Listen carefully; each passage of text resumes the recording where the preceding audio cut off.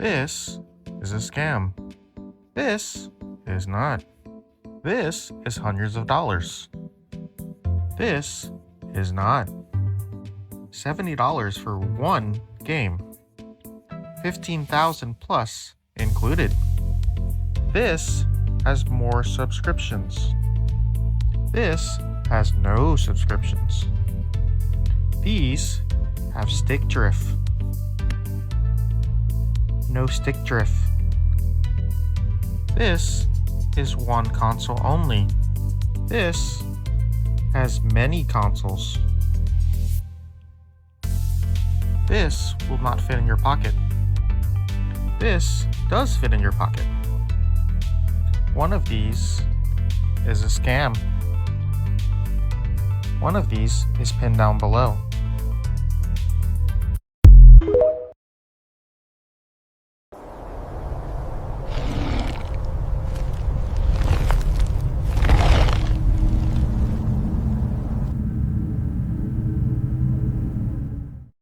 Story 1, Diamond Point. The bearing line on the Osborne firefinder kept drifting half a degree west, and I'd been correcting it for almost an hour before I figured out that the legs of the table weren't level. Somebody had jammed a folded section of a Reader's Digest under one of them. Sun-bleached gray, dated November of '86, more than a decade old. I pulled it out, and the table sat true. I marked the time in the logbook and went back to the windows. That was June 9th. 3 weeks into the season at Diamond Point. 3 weeks of nothing but smoke checks and weather logs and game and fish guys radioing in their truck location so I'd know not to call in their dust. 3 weeks of cold instant coffee out of the same enamel cup my predecessor had left, and noodles, and the same 6 tapes in the same Sony cassette player. Springsteen. Mellencamp. 2 Eagles albums my dad had stuck in my duffel before I drove up. A bootleg of Willie Nelson at Farm Aid that skipped during On the Road Again, and one without a label that turned out to be church hymns sung by women whose voices broke at the high notes. I never asked Dad about that one. I figured it was Mom's. Diamond Point sat at 7,400 feet on the eastern edge of the Mogollon Rim, north of Payson, Arizona. The cab was a 14-foot Osborne. Wood walls, 4 big windows on every side, the firefinder bolted to a steel post through the middle of the floor. Below the cab was 64 feet of riveted steel tower with 98 steps you climbed every morning and every night to and from the latrine on the ground. Past the catwalk railing, the rim dropped away on 3 sides into ponderosa pine that ran 12-15 miles before the eye started losing detail. To the north and west you could see almost to Flagstaff on a clear day. To the south you saw the Sierra Anchas. To the southeast, the White Mountains. You felt very small up there, and very visible. I was 24. I'd been at Arizona State on a baseball scholarship, left-handed pitcher, decent fastball, junk that broke late if I was sharp, until the spring of my junior year, when a kid from UTEP went down on a slow roller, and I tried to cover first base and put my right knee through the back of itself. I limped off the field. They told me in the locker room I wouldn't pitch again. They were polite about it. I came home to Payson and slept in my childhood bedroom for 9 months. I worked a forklift at the lumber yard. I broke off an engagement to a girl named Lacey who deserved better. The way I broke it off was I stopped calling. 2 weeks of stopped calling. And she drove up from Tempe in her brother's pickup and stood in our driveway and waited for me to come out and tell her to her face. I came out. I told her. She cried in the way a person cries when she's already known for a month. She told me she was sorry about my knee. She told me she would have stayed. She drove back to Tempe that same night, and she got engaged to a kid from her major 11 months later, and she has 3 children now and a house in Gilbert, and I am happy for her. I drank too much for a stretch after Lacey and then quit cold, which made my dad respect me a little, though he never said it.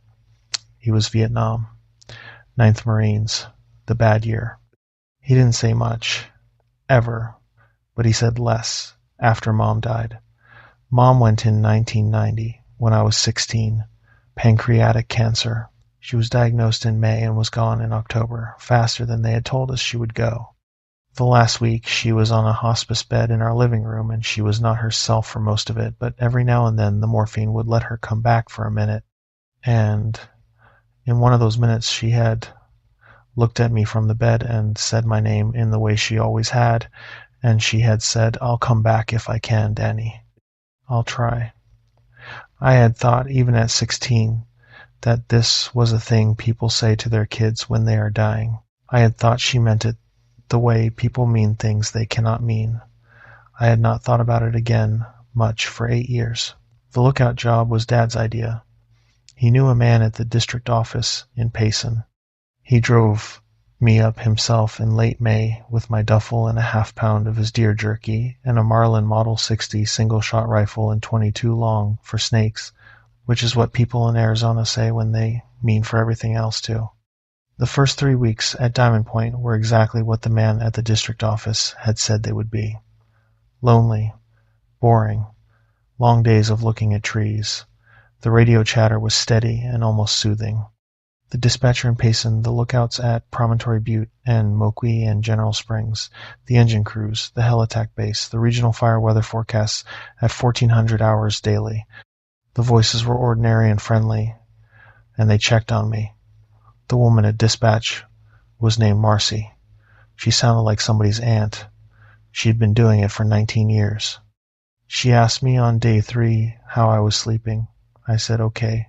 She said, good, kid, that's the main thing up there. I slept fine.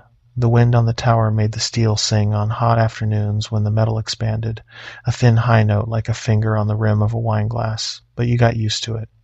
The cab cooled off after dark. There was a propane lantern, a 2-burner propane stove for cooking, a metal cot with a foam mattress that smelled like every previous lookout's sweat. I didn't mind. I was 24 years old, and I'd lost a future, and I had a summer to find a different one, and the tower was as good a place as any to do it. I corrected the table that morning of June 9th. I logged the smoke I'd been watching east-northeast at bearing 84. A/pile burnout near Heber, called in the day before by the Heber Ranger District. Nothing to do about it. I ate a packet of oatmeal with 2 spoonfuls of brown sugar and a cup of instant. I did my first sweep of the timber with the 7x50 binoculars. It was on the second sweep that I saw the first thing move. Northwest of the tower, maybe 3/4 of a mile out, was a draw that fed into a wider drainage running down off the rim. Pines on the higher ground. Aspens crowded into the bottom. From the cab, you couldn't see down into the draw itself, only the trees that grew up out of it. Something pushed through the aspens and the bottom of the draw fast. I knew the way an elk moves through aspen. I'd grown up watching them out behind my grandfather's place in Star Valley. They came through in herds in the fall and in 2s and 3s in the summer. Big, slow shapes the color of the trees themselves, and you saw them mainly by the trembling of the leaves overhead and the white flash of a rump, if you were lucky. What I saw in the draw was not that. It was a single shape, dark, and it moved standing up. It went through about 30 yards of aspen in the time it would have taken a man to take 2 steps. The leaves shook in a line, a long crooked line, like a finger drawn through a tray of water. The line ended at the edge of the pines on the far side and didn't come out into the open. I lowered the binoculars. I raised them again. The aspens were still. I told myself a couple of things, fast. I told myself I'd watched 2 birds flush out and track their movement as a single thing, which was a known optical mistake at distance. I told myself it could have been a bear running on its hind legs for a stride or 2, which they did sometimes. I told myself I was bored and looking too hard. But I marked the time in the logbook anyway. 0947, bearing 307, possible animal movement in lower draw. I underlined possible twice. I felt my own foolishness sitting in my throat, and I went back to watching for smoke. I did not see it again that morning. I did not see it again that day. By evening, I had stopped thinking about it. The knocking started the 3rd night after. I had gone to bed at 10:15, with the cab windows propped open for the breeze. The moon was almost full, and the cab was bright enough I'd put a flannel shirt over my face. The wind had laid down. The tower wasn't singing. The whole world was quiet in a way that I had come to like in those weeks. I woke up at 2:13 I know the time because the watch was on the table next to my cot, a silver Timex Indiglo my mother had given me for my high school graduation, and the first thing my hand did when my eyes opened was reach for it and press the button to light it up. Old habit, 2:13. The knocking was coming from under the floor. 3 slow, soft knocks, then a pause, then 3 more, spaced apart, almost polite, like a man at a door asking permission to come in. The cab floor was 64 feet off the ground. Below the floor was a small storage area with the propane tanks and the steel mesh platform for changing into and out of foul weather gear. Below that was air. A 60-foot drop straight to the dirt. Whatever was knocking on my floor was not standing on the ground. I sat up. I did not move. I listened. The knocks came again. The same rhythm. 3. Pause. 3. It is one thing to be afraid in the daytime. It is another thing entirely to be afraid in a 13 by 14 wooden box on top of a steel tower in the middle of the Mogollon Rim with 100 miles of dark forest around you, and the nearest other human being, a man named Wally at Promontory Butte, who is asleep 11 miles away and probably hasn't checked his radio in 6 hours. I reached for the Marlin 22. I racked the bolt. Slow, slid a long rifle hollow point into the chamber and closed the bolt and held the rifle across my knees. I sat on the cot and waited. The knocking stopped after the second round of 3. I waited an hour. I waited 2. The watch said 4:06 when I finally got up and went to the window and looked down at the catwalk and saw nothing on it. I shone the flashlight along the catwalk and along the railings and down into the dark below. I saw nothing. The tower was empty. The night was empty. I put the rifle down, and I drank a quarter cup of cold coffee from the morning's pot, and I waited for dawn. I did not write the knocking in the logbook. I told myself I had dreamed it. I told myself it had been the steel cooling. I told myself a lot of things, and none of them held up, but I told myself anyway. Marcy radioed me at 0700. Diamond Point, morning check. Diamond Point, copy. Morning. All quiet. Sleep okay, hon? I almost told her. I had the words ready. I had the rhythm of the sentence ready. I said, slept fine, Marcy. She said good, and we moved on to the morning weather, and that was that. I climbed down the tower at 9 that morning to use the latrine and refill the water cans from the spring tank a quarter mile down the access road. I always took the Marlin when I climbed down. Dad had been right about snakes. I had already killed 2 rattlers on the road in 3 weeks. The cans were on the tailgate of my Bronco, where I'd left them. I drove down to the tank, filled the cans, drove back up, parked, and walked the cans the last 15 feet to the base of the tower. That's when I saw the prints. They were in the dust at the base of the southwest leg of the tower. The dust was a fine red-gray powder, the kind that holds a print like wet plaster for days unless the wind comes up. There hadn't been any wind in 2 days. The prints were fresh-edged. There were 3 of them in a short straight line, and they were walking toward the tower. Not away. Toward. The last print ended right at the base of the steel leg. The prints were bare feet, long bare feet, longer than mine, and I wear a size 12. The toes were splayed wide, the way kids' feet are before shoes deform them. The big toe was set off from the others farther than was right. The arch was high. The depth of the print in the dust was too much for an ordinary man. Somebody heavy had made them, or somebody walking with weight on them. I stood there with the water cans in my hands and looked at the prints for what felt like a full minute. Then I set the cans down. Then I followed the line of the prints backward, away from the tower, to see where they came from. I expected to find them coming up the access road, or out of the timber on the south side, or up from the rim trail. They didn't come from anywhere. The line of 3 prints simply began in the dust 8 feet from the tower's southwest leg, and walked the 8 feet to the leg, and stopped. I went back to the cabin, made a fresh pot of coffee on the propane stove, and I did not write down what I had seen. I like to say I quit then. I like to say I drove down off the mountain that afternoon and told my dad I was through and took the job at the lumber yard back. I didn't. What I did was call my dad on the satellite phone. We had one in the cab for emergencies, a brick of an iridium that ate batteries. I asked him about the marlin. I asked him what kind of round he'd recommend for something heavier than a snake. He paused on the other end. The iridium gave us a half-second of delay on every word, so the pause was longer than a normal pause. He said, "What's heavier than a snake up there, son?" I said, "Bear, maybe. I had something around the tower last night." He said, "Did you see it?" I said, "No." He said, "A 22 will not stop a bear. Get off the tower and into the Bronco if it's a bear. Stay away from windows." I said, "Okay." He said, "Anything else?" I said, "No." We talked about my sister for a minute. She'd had her second kid in Tucson the month before. Then we hung up. I went back to the windows and I watched the trees. I want to be honest. I told myself my dad was right and it was a bear. I told myself bears can leave prints that look almost like a man's prints, which is true. Sort of, though not really. I told myself an injured bear, or a bear with strange paws, or a young bear walking a few steps on its hind legs could make what I had seen. I did not believe it, but I told myself. The next 2 nights were quiet. The knocking did not come back. I watched the draw to the northwest for movement and saw none. I started to think maybe Dad was right. Maybe it had been a bear, and the bear had gone back to whatever a bear does, and that was the end of it.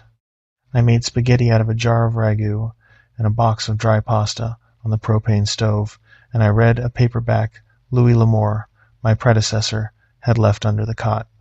I almost slept. It was on the morning of the second of those quiet days that Wally's voice came through on the radio wrong. The morning check at 0700 ran in a set order. Marcy called Promontory Butte first because Wally was the senior man and had been at his tower since 1983, then Diamond Point, then Moqui, then General Springs. Wally always answered the same way. Promontory copy, all quiet, 04 temp at the cab, 06 at the catwalk, winds light variable. That was the format. He had been doing it for 15 years.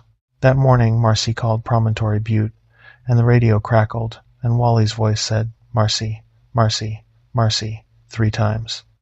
Just my name 3 times in his voice, except it wasn't quite my name, it was her name, said by Wally 3 times, with a flat pause between each one, the way a child practices a word it has just learned. There was a long silence on the radio after that. Marcy keyed up and said, "Promontory Butte, say again your check." The radio crackled and Wally's voice came back normal and said, "Promontory, copy, all quiet, 04 temp, 06, catwalk, winds light variable." Just like every morning, as if the 3 Marcys had never happened. I was sitting at the desk with my coffee in my hand, and I had not moved. I keyed up after my own check and said, "Marcy, did Wally say something funny at the start of his check today?" Marcy was quiet for a second. Then she said, "Diamond Point, I don't follow." I said, "He said your name 3 times before he gave his numbers, just now." Marcy was quiet for longer. Then she said, "Negative, Diamond Point." Wally gave his check the normal way. "You hearing anything funny on your end, hun?" I said, "Negative, Marcy, my mistake." I sat at the desk and I drank my coffee and I watched my hand shake a little, holding the cup. I keyed up again 10 minutes later on the channel that Wally and I used, direct, and I said, "Promontory, you copy Diamond Point, direct." There was a pause. Then Wally said, "Diamond Point, go ahead." I said, "Wally, you been having any radio trouble up there?" He said, "Diamond Point, negative. Why?" I said, "Just checking. Some chatter on my end I couldn't account for." He said, "Could be the repeater on Baker Butte acting up. They had to climb it last week. Probably nothing." I said, "Probably nothing. Thanks, Wally." He said, "You all right up there, kid?" I said, "I'm all right." He said, "All right." Then he was gone. I sat at the desk, and I thought about the fact that I had heard Wally's voice say my dispatcher's name 3 times that morning, and that Marcy had not heard it and Wally had not said it, And that meant the voice on my radio that morning had been on my radio only, and had been in Wally's voice, and had been said for me, not for Marcy, for me, a test transmission, like somebody checking whether a wire is hot before they grab it. On the third night, the radio woke me up. I didn't have it on for sleeping, I never did. The Bendix King Portable lived in its charging cradle on the desk, and the cradle had a green light when it was on and a red light when the radio was charging. The red light was on when I went to bed. The radio was off. I woke up at 1:52 in the morning to my mother's voice on the radio saying my name. The radio was still in the cradle. The red light was still on. The voice was clear and small, the way a voice is when it's coming out of a 5-inch speaker, and it said, "Danny, Danny, honey." And then it said, "Come down." I lay on the cot and I did not breathe. My mother had died 7 years before, pancreatic cancer. She had said my name in that exact way for 24 years of my life. The voice was hers. It was hers, the way no impression can be somebody's voice. It was a small, private way she had said my name when she was alone with me in a room and didn't want my dad to hear. The radio said, "Come down, baby. It's all right. Come down." I felt the foam mattress under my back. I felt the marlin against my hip where I had been sleeping with it for 2 nights. I felt my pulse in my eyelids. The radio said something else then, in my mother's voice, that I will not repeat in this life or the next. A specific thing she used to say to me when I was small and couldn't sleep. A thing nobody else in the world knew. A thing she would say in the dark at the edge of my bed when I was 6 or 7, after a bad dream, when she would rub my back with one hand. The voice on the radio said that thing. I rolled off the cot onto the floor, and I put my hand over my mouth, and I did not move for what felt like an hour, but was probably 6 or 7 minutes. The voice said my name twice more. The voice said, "Come down twice more." Then the voice went quiet. I crawled to the desk on my elbows and I pulled the radio out of the cradle by its antenna. The display said it was off. The display had been off the whole time. I sat under the desk for the rest of the night. The radio chatter the next morning was normal. Marcy did the morning check. Wally at Promontory Butte did the morning check. The Heber engine crew called out from their bunkhouse. Everybody sounded like themselves. I keyed up and said Diamond Point copy, and Marcy said good morning, hun, and I sounded like myself too, mostly. She didn't ask if I'd slept. I climbed down to the Bronco at 0800, and I sat in the driver's seat with the door open and the keys in the ignition for 40 minutes, and I did not start it, and I did not leave. The reason has to do with my dad. He had been at Quezon in 1968. He had told me one story about it one time when I was 19 and we were drunk together for the only time in our shared life. The story was about a kid from Pennsylvania named Doob who had walked off into the perimeter wire at night and gotten himself killed. Doob, my dad had said, had heard his mother's voice. Doob had told everybody about it the day before. Doob had said his mother was at the wire and was asking him to come down. The other Marines had told him to shut up about it. Doob had not shut up about it. Doob had gone out to the wire at night, and the other Marines had heard him say, "Mom?" Twice, on the radio he'd taken with him, and then they had heard a noise my dad would not describe, and then they had heard nothing. My dad had told me that story once, and then never again, and the next morning he had not remembered telling me, or had pretended not to, and we had never spoken of it. I sat in the Bronco for 40 minutes, and I thought about Doob. I thought about whether the voice on the radio was a thing trying to get me to come down off the tower, or down off the catwalk, or down off the road. I thought about whether the prints in the dust were the same kind of thing as the wire at Quezon. I thought about whether I had the kind of nerve my dad had, or the kind of foolishness Doob had, or some third kind that didn't have a name yet. I got out of the Bronco. I climbed back up the tower. I had decided I would finish my hitch. I had 3 more days until my relief came up. I had pride. It was the wrong call. I knew it then. The smell started that afternoon. It came in on the breeze off the rim. A wet, mineral smell, like coins held too long in a hot palm. Underneath the coin smell was something else. Something I've spent 26 years trying not to name precisely. The closest I can get is the smell of a freezer, that has been unplugged for 2 weeks with a deer in it. That's not quite right either. But that's what came to me in the cab when the wind shifted. It would come in for 10 minutes. It would go. It would come back. I did 3 timber sweeps that afternoon with the binoculars, and I saw movement at the tree line twice. Once on the southwest, once on the northeast. Both times it was a tall, dark shape between 2 pines, not in the open. Both times it did not move while I was watching. Both times when I lowered the binoculars and raised them again, the shape was not there. The shape, when it was there, had shoulders. I logged none of it. The relief was supposed to come on the morning of June 20th. A man named Hal, who worked the Diamond Point and General Springs and Promontory Butte rotation. He'd be up at 900 or thereabouts, depending on the road. The night of the 19th, it climbed the stairs. I had eaten nothing. I had drunk water. I had the Marlin loaded with 7 rounds in the tube and 1 in the chamber and another 14 in my shirt pocket. I had the satellite phone next to me on the cot and the Bendix King unplugged from the cradle and on the floor. I had the propane lantern off. The cab was dark except for the moonlight, which was almost full, falling through all 4 windows in big blue rectangles on the wood floor. I sat on the cot with my back against the south wall, and I watched the door. The stairs started at 1:46 in the morning. The Diamond Point Tower had a flight of 14 steps, and then a landing, then another 14, and a landing, then another all the way up.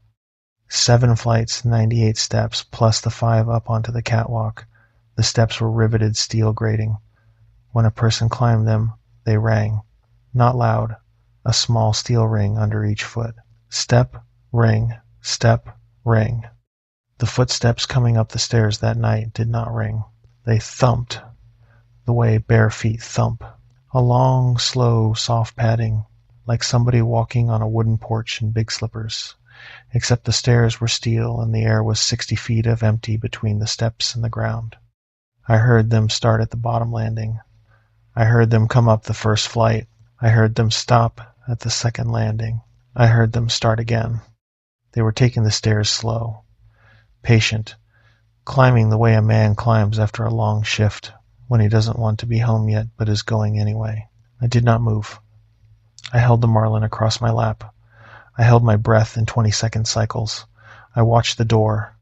The footsteps reached the catwalk at 2:04. I heard the catwalk grating bend slightly underweight. It made a small creak. I have walked on that catwalk for 3 weeks, and I have never made that catwalk creak. I weigh 175 pounds. Whatever was on the catwalk weighed more than I did. It paced. It paced from the south rail to the north rail, slow and back. The grating creaked under each step. I could trace it in my head. It was at the south door now. It was at the southeast corner. It was at the east door. It was at the northeast corner. It was at the north door. It was at the northwest corner. It was at the west door. It was at the southwest corner. It was back at the south door. It made one full circuit. Then it stopped at the south door. The south door was the door I came in and out of. The south door was 8 feet from the cot where I was sitting. I heard it lean against the door. The door creaked under the weight.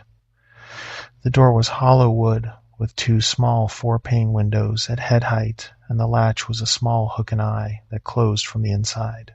The weight against the door was the weight of a grown man leaning hard, and then more than that. The door held. It stayed leaning against the door for a long time. I lost track of how long. Then it said my name. It said my name in my mother's voice through the door, 6 inches from my face. It said, "Danny, honey, let me in. It's cold." My mother never said the word honey with the second syllable swallowed the way the voice on the catwalk said it.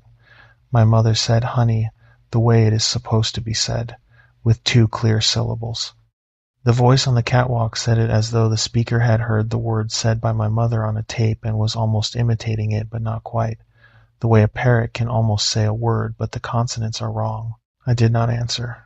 The voice said, in a different cadence now, in something closer to itself, "Daniel." Nobody who had loved me had ever called me Daniel. The voice said it 3 more times, the same way, "Daniel, Daniel, Daniel." And after the 3rd one, it leaned harder against the door, and the hook of the latch began to pull. slowly, out of the wood of the eye. I raised the marlin. I aimed at the center of the door, chest high to a man. The hook pulled half an inch and stopped. The weight came off the door. The grating creaked once as it stepped back. Then nothing. I did not lower the rifle. I counted to 200 in my head, slowly, the way I used to count when I was a kid lying in bed afraid of the closet. I got to 200. I started again at 1. I got to 200. I started again. I lost track at the 5th round. The moonlight moved on the floor. The blue rectangles slid east and got longer. The cab got cold and then colder. The smell came in once and went out. At some point, I do not know what time, I heard footsteps go down the stairs. They did not thump. They rang, lightly, as if whatever was on the stairs now had remembered how a person was supposed to sound. Step, ring, step, ring.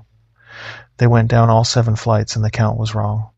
I counted 91 steps coming down where there were 98 going up, 7 short. Either it skipped 7, or there were 7 I did not hear, or my count was off. When the steps reached the bottom, they did not stop. They walked off along the access road toward the timber, and they faded. I sat under the south window with the marlin in my lap until the sky outside the east window went gray. Then I sat until it went pink. Then I sat until I could see individual trees in the draw to the northwest, and movement in none of them. Then I got up, and I unlatched the door, and I walked out onto the catwalk. The catwalk was empty. The smell was gone. There was one print on the catwalk grating, halfway between the south door and the south stairs. It was outlined in a powder I could not identify, a fine pale gray dust that did not match anything on the rim. The print was the same as the prints in the dust at the base of the tower. Long, splayed-toed, the big toe set wrong. The depth of the impression was in the powder, not in the steel, which is impossible, because the powder was less than a millimeter thick. The print was inside the powder somehow, like the powder had been laid down on the steel afterward to mark where the foot had been. I stepped over the print. I went down the stairs. I counted 98 steps. They rang under my boots in the right way. Hal came up the road at 9:45 that morning in his old red Toyota. I was sitting on the tailgate of my Bronco with the marlin across my knees and the duffel packed at my feet. I had not slept. He took one look at me and did not say anything for a long time. Finally, he said, "Quiet hitch?" I said, "Mostly." He said, "I'll take it from here." I said, "Hal." He looked at me. I said, "Don't open the south door at night." He looked at me longer. Then he nodded. He did not ask. I drove down the mountain at noon. The Bronco's transmission slipped going down the switchbacks the way it always did. The radio in the truck was tuned to a country station out of Show Low, and Garth Brooks was singing something I have never been able to remember the title of since. The road was the same road I had driven up 4 weeks before. The sun was the same sun. I did not finish the season. I told the district ranger I was hurt. The knee had gone out. I couldn't manage the stairs anymore. He looked at me the way Hal had looked at me. He said, "All right, son." He paid me for the 4 weeks. The position remained vacant until the snow came in October. I went back to the lumber yard. I married a woman named Karen in 2001, and we had 2 boys, and we still live in Payson, on a half-acre with a fence. I have not been back up Diamond Point Road. I have not been back to any of the towers. My dad, who is gone now, never asked. I think he knew. I think he had always known. One more thing. My older boy is 8. 2 summers ago, he came running in from the front yard with his face white and his hands shaking, and he said, "Daddy, there was a man at the fence." I went out. There was nobody at the fence. The grass on the other side of the fence was bent in 3 places, in a short straight line, walking toward the fence. The last bent place was right at the fence. There was nothing past it. I have not stopped sleeping with the bedroom door locked since. Story 2. Boulder Top. The fire I'd been tracking was on a bearing of 287 degrees in 35 minutes, west-southwest of the tower. And from the rate at which the smoke column was leaning south, I could put the wind at 12 to 14 knots. I logged it. I put the binoculars down and rubbed my eyes. The clock on the desk said 6:42. The light was going pink in the west, and the aspens on the ridge between me and the fire were turning. The color aspens turn in August, up at 10,000 feet, which is the color of a brass instrument, left out in the rain for 15 years. I had been on Boulder Top Lookout for 41 days that season. It was my second year. The tower sat on the southern shoulder of Boulder Mountain on the Aquarius Plateau, in the Dixie National Forest of southern Utah, at an elevation of 11,020 feet, by my own measurement with a Garmin GPS my daughter had given me. The Forest Service maps called it 10,998, but they were rounding off the survey from 1964, and the ground had a habit of shifting an inch or two in a half-century. I trusted my own number. I was 58 years old, a retired civil engineer, and a recent widower. My wife Helen had died of a glioblastoma in Boise in the September of 2005.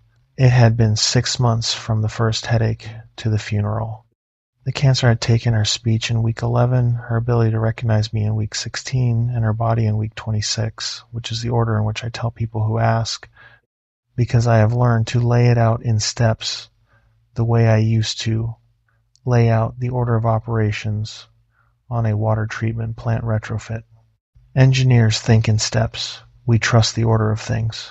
When the order breaks, we struggle. After Helen, I sold the house. I moved into a one-bedroom condominium 2 blocks from my daughter Beth in Boise, and I sat in the recliner for 10 months. Beth suggested the lookout job.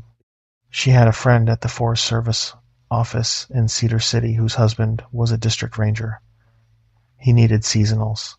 The pay was bad, and the work was solitary, and the elevation was high. Beth said, "Dad, you have to do something that isn't this." She put her hand on my arm.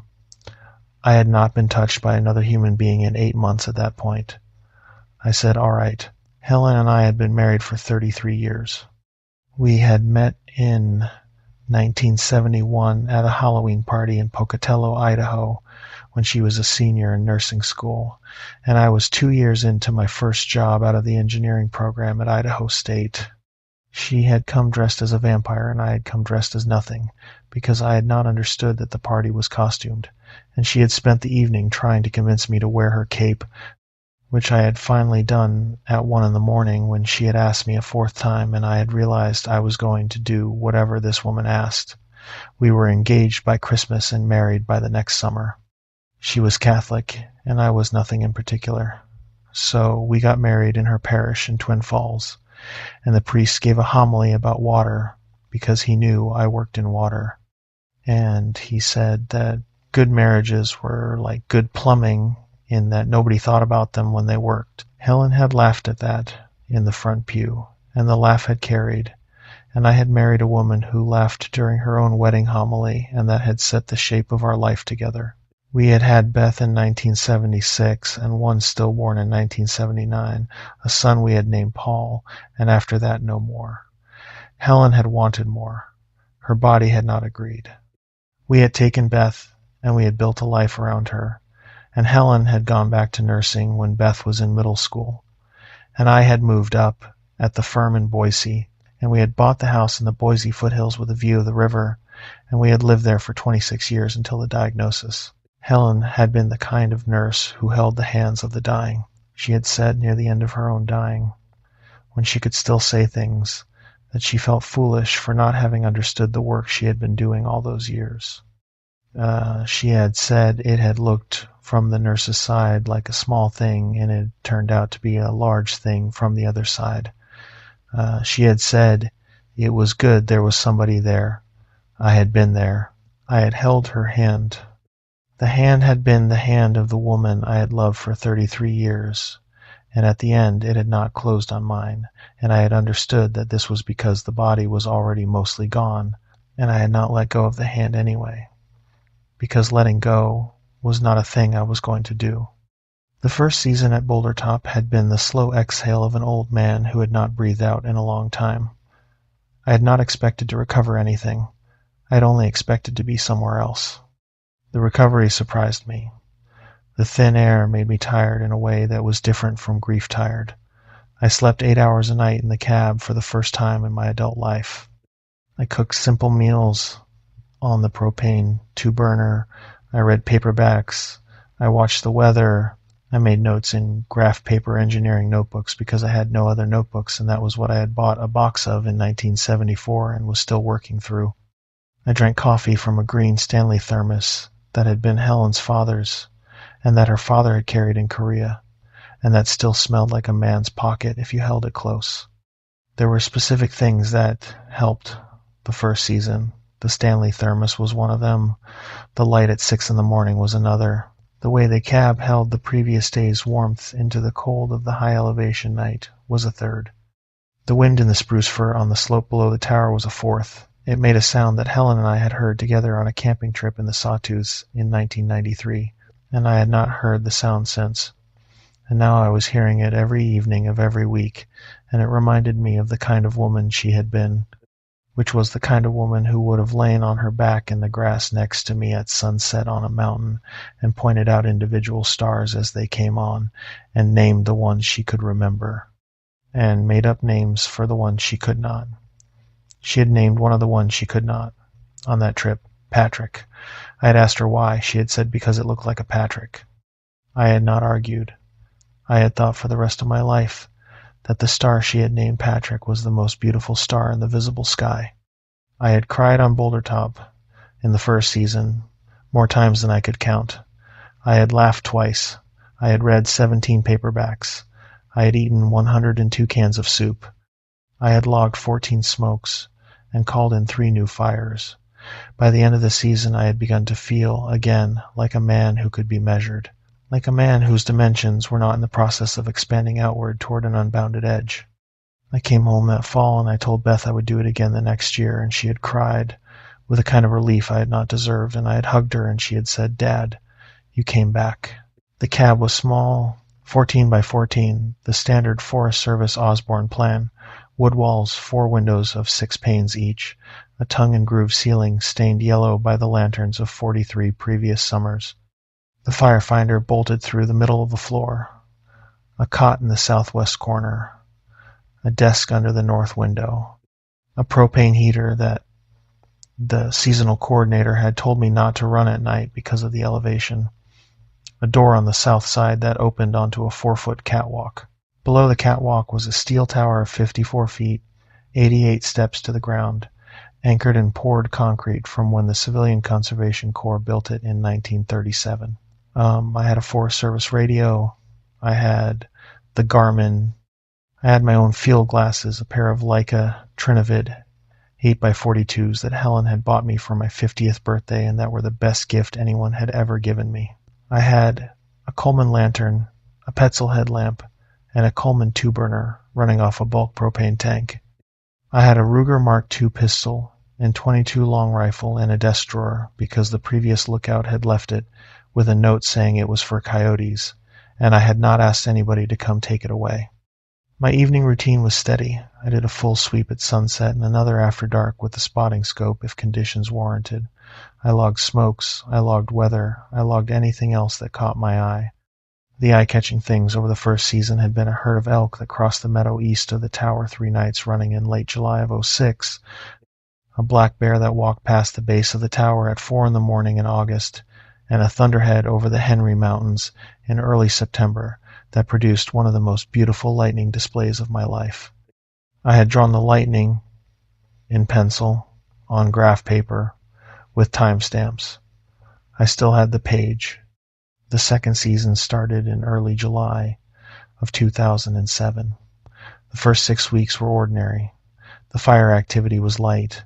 The temperatures were mild. I slept well.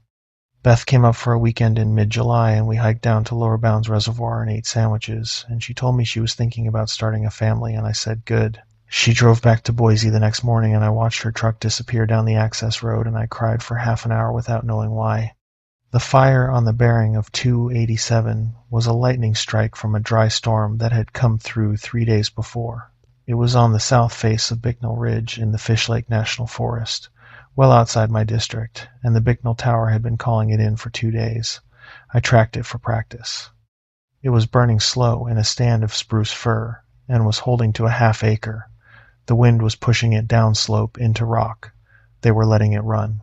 The smoke column on the evening of August 14th was thin and white, and leaning south, and that was the bearing I had taken at 6:42.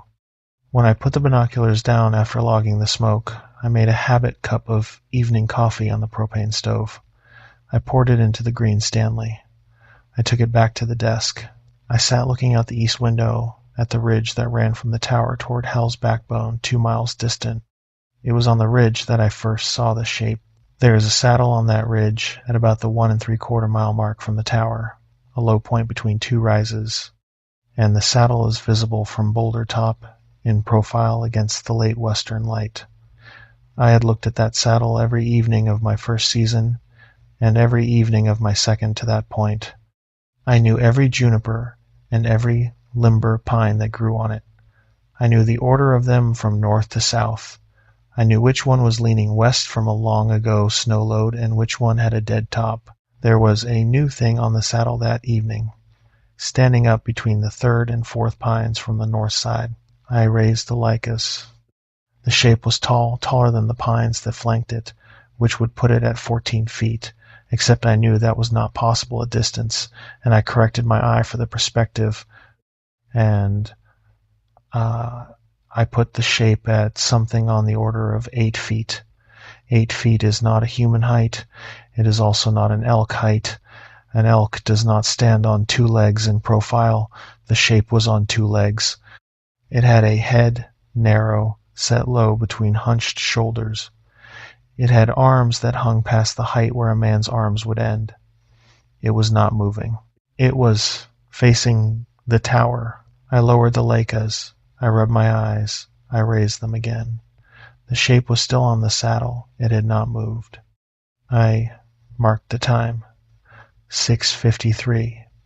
Bearing 92 degrees from the tower. Distance 1.75 miles by terrain estimate. I drew the position of the shape on a small sketch of the saddle in my engineering notebook. I wrote underneath the sketch, in pencil, unidentified vertical, 2-legged, 8 feet est, motionless, dark. I watched the shape through the Leikas for 12 minutes. It did not move.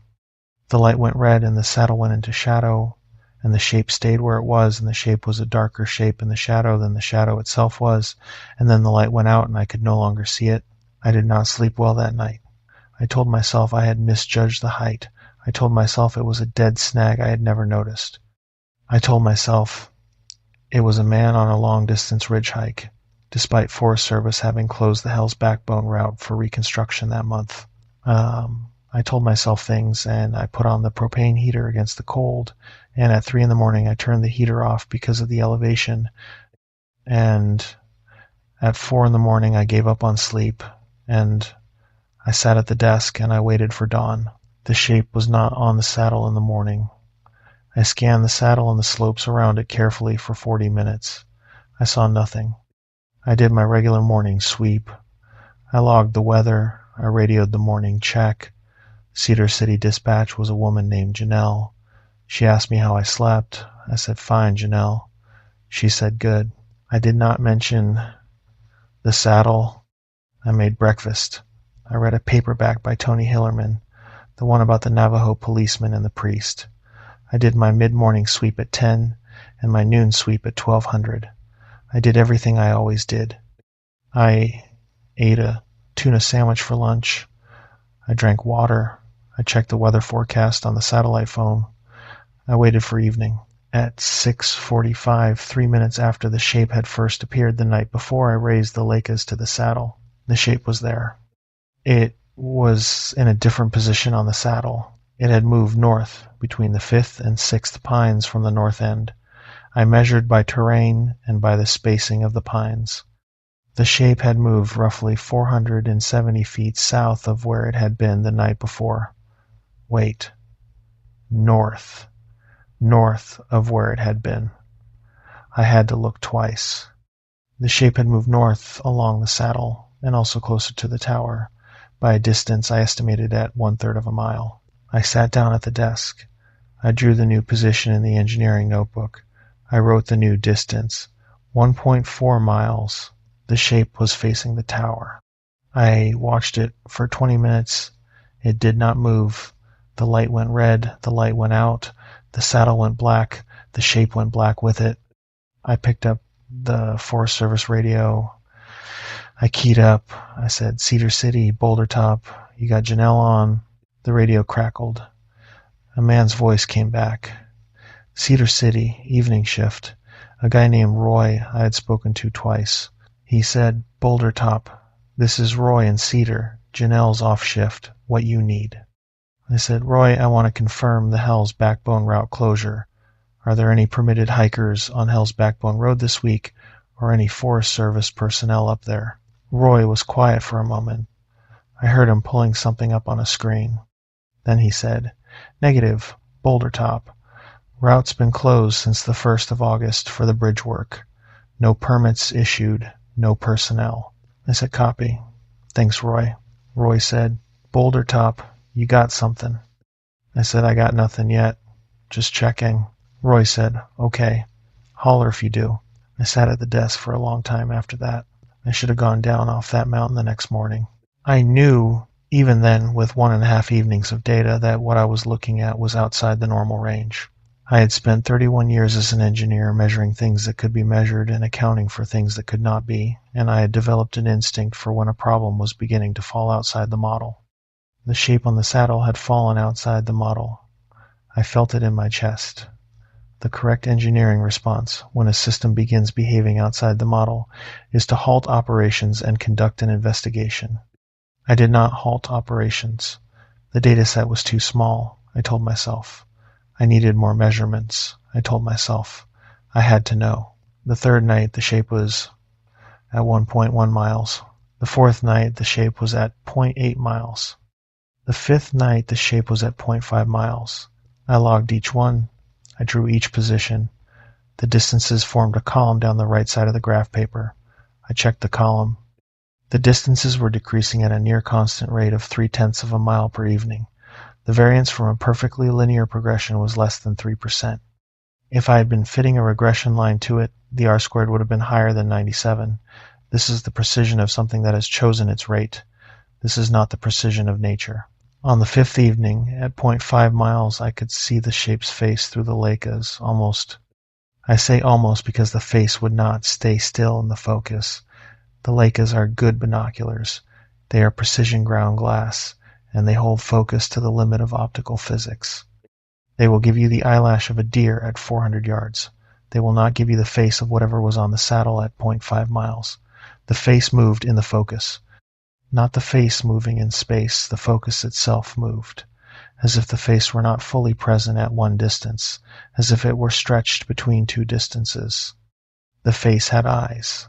I know this because, for a moment, before the focus drifted, I saw two pale points of reflection. They were set in the head, approximately where eyes are set in a man's head. They were not the color of any animal's eyes I had ever seen. They were not the color of a man's eyes. They had the cold non-color of moonlight off the surface of a frozen pond, and they were the eyes of a thing that knew it was being looked at. I lowered the Leicas. I put them in their case on the desk. I poured a finger of bourbon from a flask I had kept in the desk drawer all season, and not yet opened, and I drank it. I sat at the desk in the gathering dark, and I waited. I radioed Janelle in dispatch at 2100 hours that night. I gave her my evening status. I said, all quiet. She said, you sound off, hon. I said I had been getting some bad sleep at the elevation, and I was thinking of coming down a week early. She said, do what you have to do. She said the relief schedule was tight, but they would find somebody. She said for me to take care of myself. I said good night. I did not sleep that night. I sat at the desk with the Coleman lantern hissing low, and I made calculations on graph paper that I knew were not useful, but that gave my hands something to do. I calculated the rate of approach in feet per hour, assuming the shape moved continuously between sightings, and I got a number of 220 feet per hour, which is the speed of a deliberate slow walk. I calculated what the rate would be if it moved only at night, and I got 880 feet per hour, which is also walking. I calculated the angle of approach relative to my line of sight, and I established that the line was not a straight line toward the tower, but a slight arc, as if the shape were respecting the contour of the slope. I drew the arc on graph paper and I extended it to its terminus, which was the base of my own tower, and I wrote a number under the terminus, which was the date of the next day plus 3. If the shape continued at its rate, it would reach the base of the tower on the 8th evening from its first appearance. The arrival time, by my calculation, was 6:53 in the evening of August 21st. On the 6th night I did not look east. I had decided I would not look. I did the western sweep and the southern sweep, and I logged my smokes. I did not raise the binoculars to the east. I did not look out the east window. I made my supper, and I ate it sitting on the cot with my back to the east window. I read for 2 hours. I went to bed at 10. I almost slept.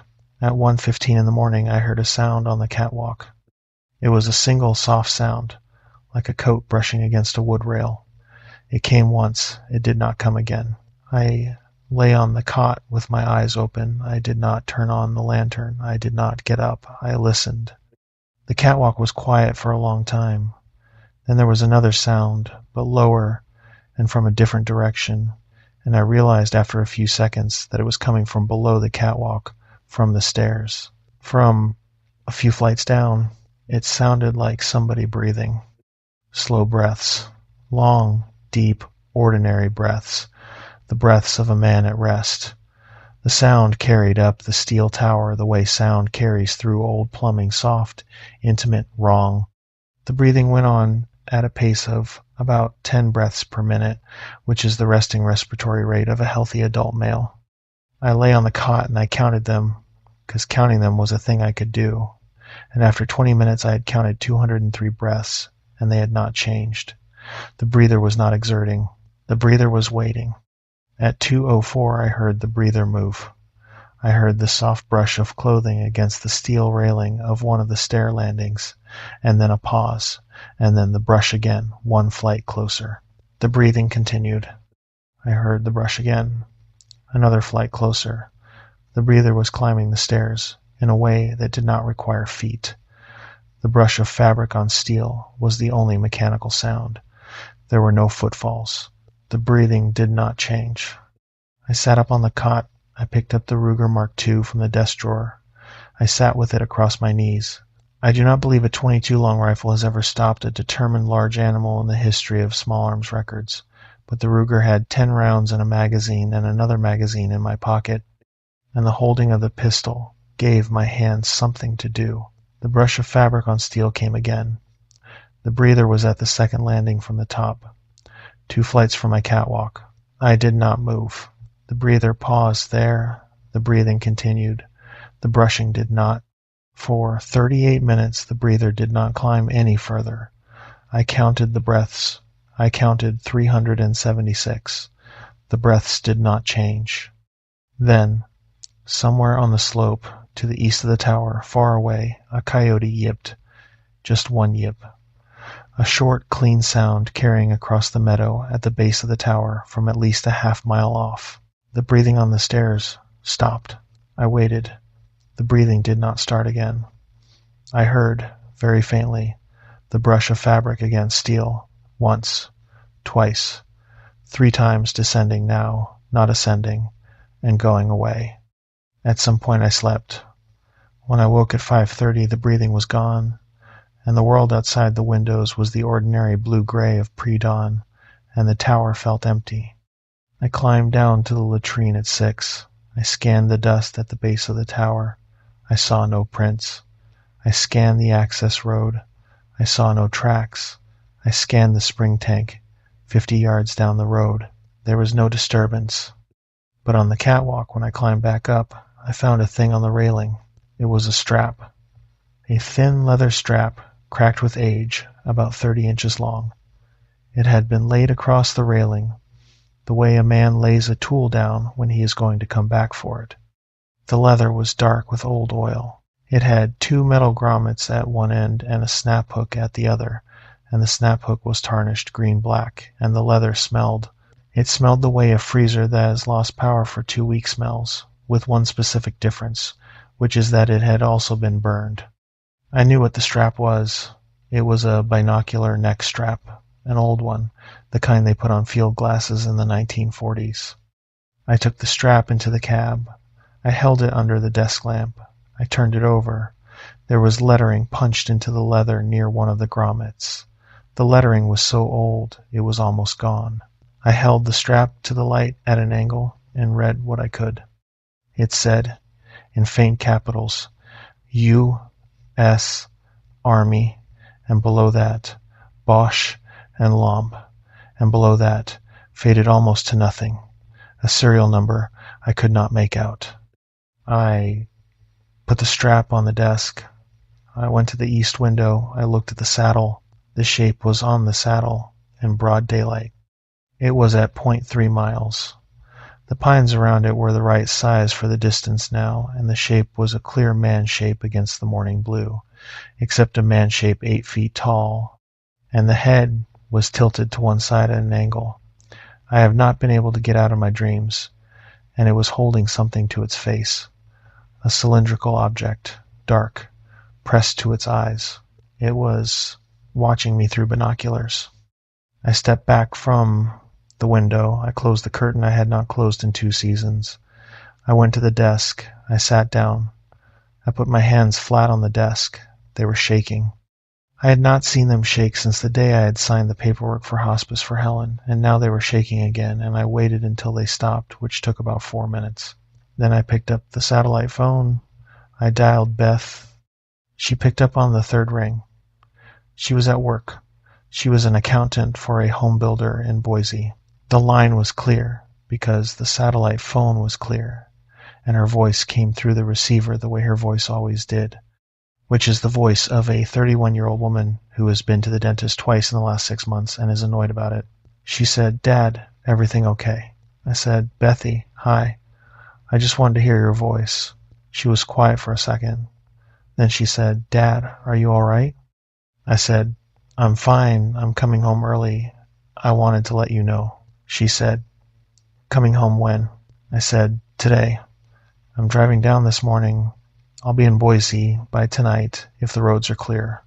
She said, "Dad, is something wrong up there?" I closed my eyes. I looked at the inside of my eyelids and I saw the shape on the ridge watching me through binoculars, and I said, "I'm tired, sweetheart. I'm just tired. The season got long. I'm coming home." She said, "Okay, Dad. Okay, you drive safe. You want me to come over tonight?" I said, "Yes. Please, bring the kids. I want to see the kids."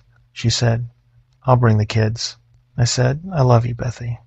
She was quiet a second longer than was normal. Then she said, "I love you too, Dad. Drive safe." We hung up. I put the satellite phone down. I sat at the desk for another minute. Then I picked up the Forest Service radio. I keyed up. I said, "Cedar City, Boulder Top. I am going off station with cause. I am driving down the mountain this morning. Send a replacement at your earliest. I will leave the cab locked and the keys with the Forest Service contact at the Boulder Mountain Lodge. Acknowledge." There was a pause. Then Roy came back on. He said, "Boulder Top, Cedar City. Acknowledge. Boulder Top, are you safe to descend?" I said, "I am safe to descend." He said, "Anything we need to know?" I said, "No." I said it the way the man in the locker room had told me Helen was gone. Just the word. I said it and I let the silence after it carry the weight. Roy said, "Boulder Top, copy. Descend safely.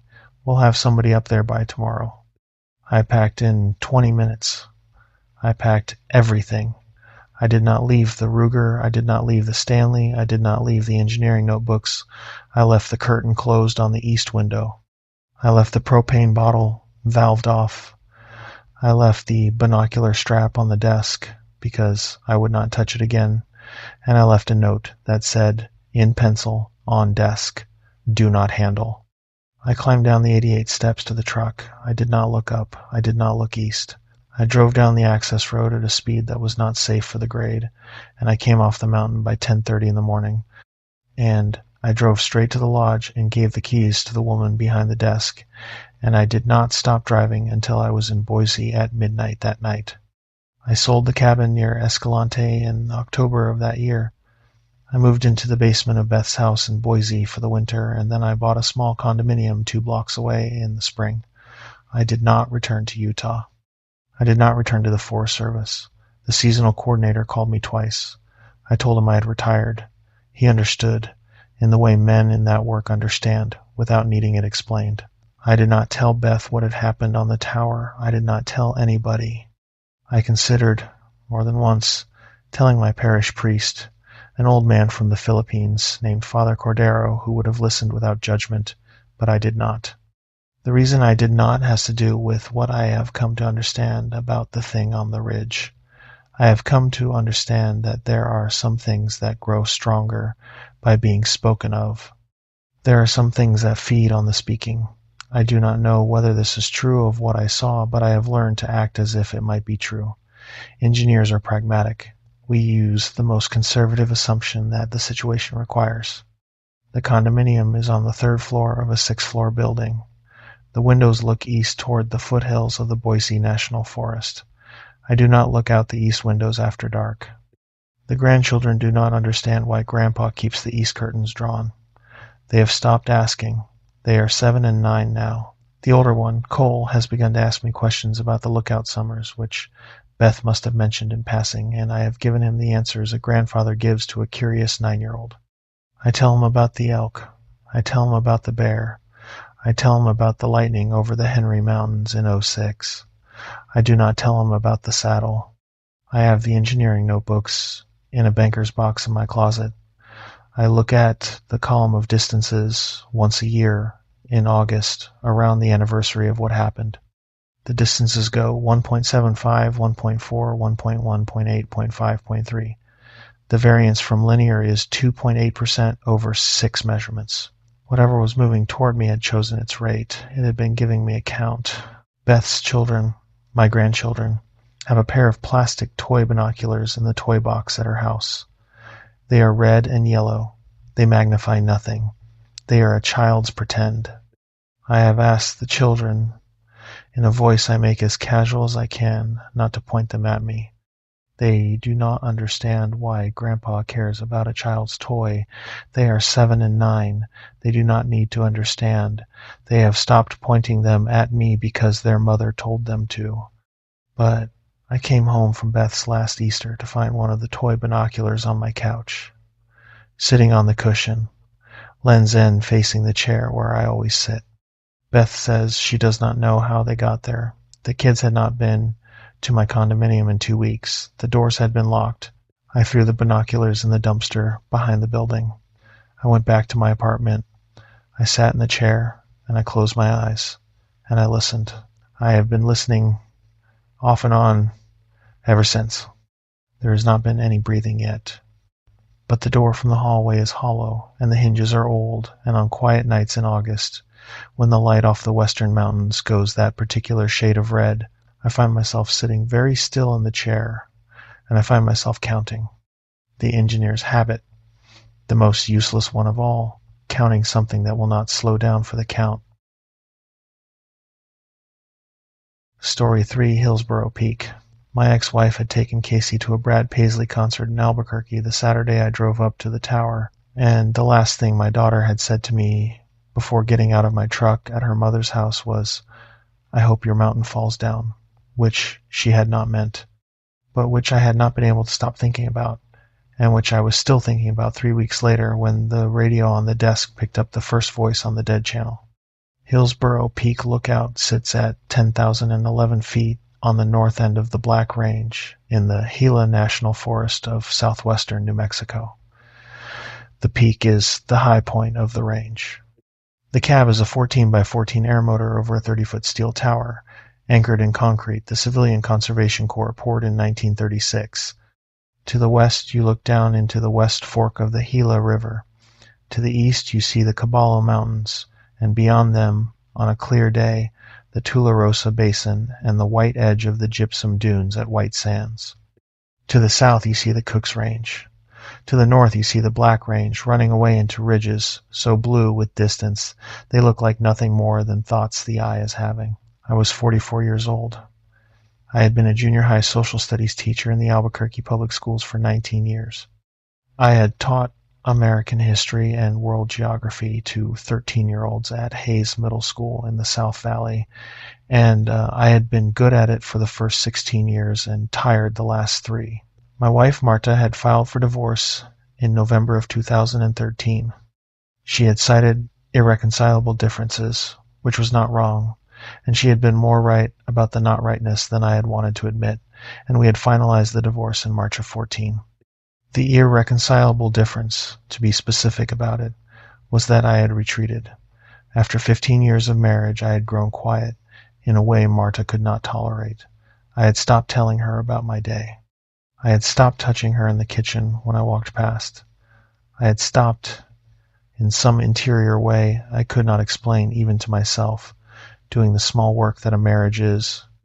And Marta, who was a hospital social worker and who watched men retreat from their wives for a living, had seen it before I had. She had asked me in the summer of 12 to go to counseling. I had said yes. I had then made it to 7 of the next 12 appointments before stopping.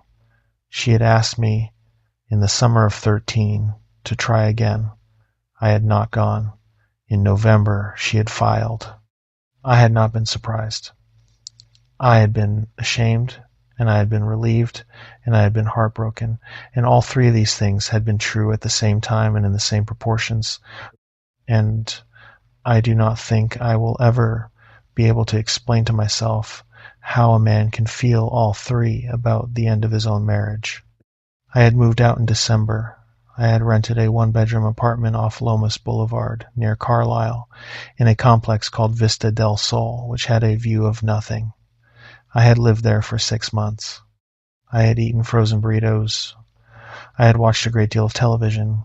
I had read no books. I had not cried. Casey, our daughter, had been 13 when her mother filed and was 14 when the papers were signed. Casey had taken the divorce hard, in the way you take it hard when you are 14 and you cannot tell yet whether you are angry at one parent or both, and she had decided, for the summer, to be angry at me. I had not blamed her. I had let her be angry. Casey was an only child. She had Marta's hair, which was almost black and heavy, and which she had begun that spring to dye purple at the ends, and she had my eyes, which were brown and set wide. She was tall for 14. She was a libero on the Hayes volleyball team. She read a great deal too much, by some measures, since she sometimes read instead of doing things kids her age were supposed to do, but I had never wanted to discourage it. She read fantasy novels and the kind of young adult books that had girls fighting governments on the covers. She was funny in a way that adults found unsettling, because the jokes she made were the jokes of a person twice her age. She had been at Hayes for the previous 2 years, and would be again for the next 2. Her algebra teacher was a man named Mr. Lemke. She did not like him. She thought he was self-important. She had once described him to me accurately as a man who refers to himself in the third person when he is alone. The lookout job had been a friend's suggestion. A guy I had taught with for 10 years, named Hector Maldonado, had a brother who worked the district office in Silver City. Hector had said, "You need to get out of town for a summer, brother. You cannot keep eating frozen burritos in that apartment." He had called his brother. The brother had called me. I had applied. I had been hired. I had driven the truck up the access road on a Sunday in early June, and Hector's brother had given me 40 minutes of orientation at the bottom of the tower, and then driven away and left me there. The first 6 weeks had been good.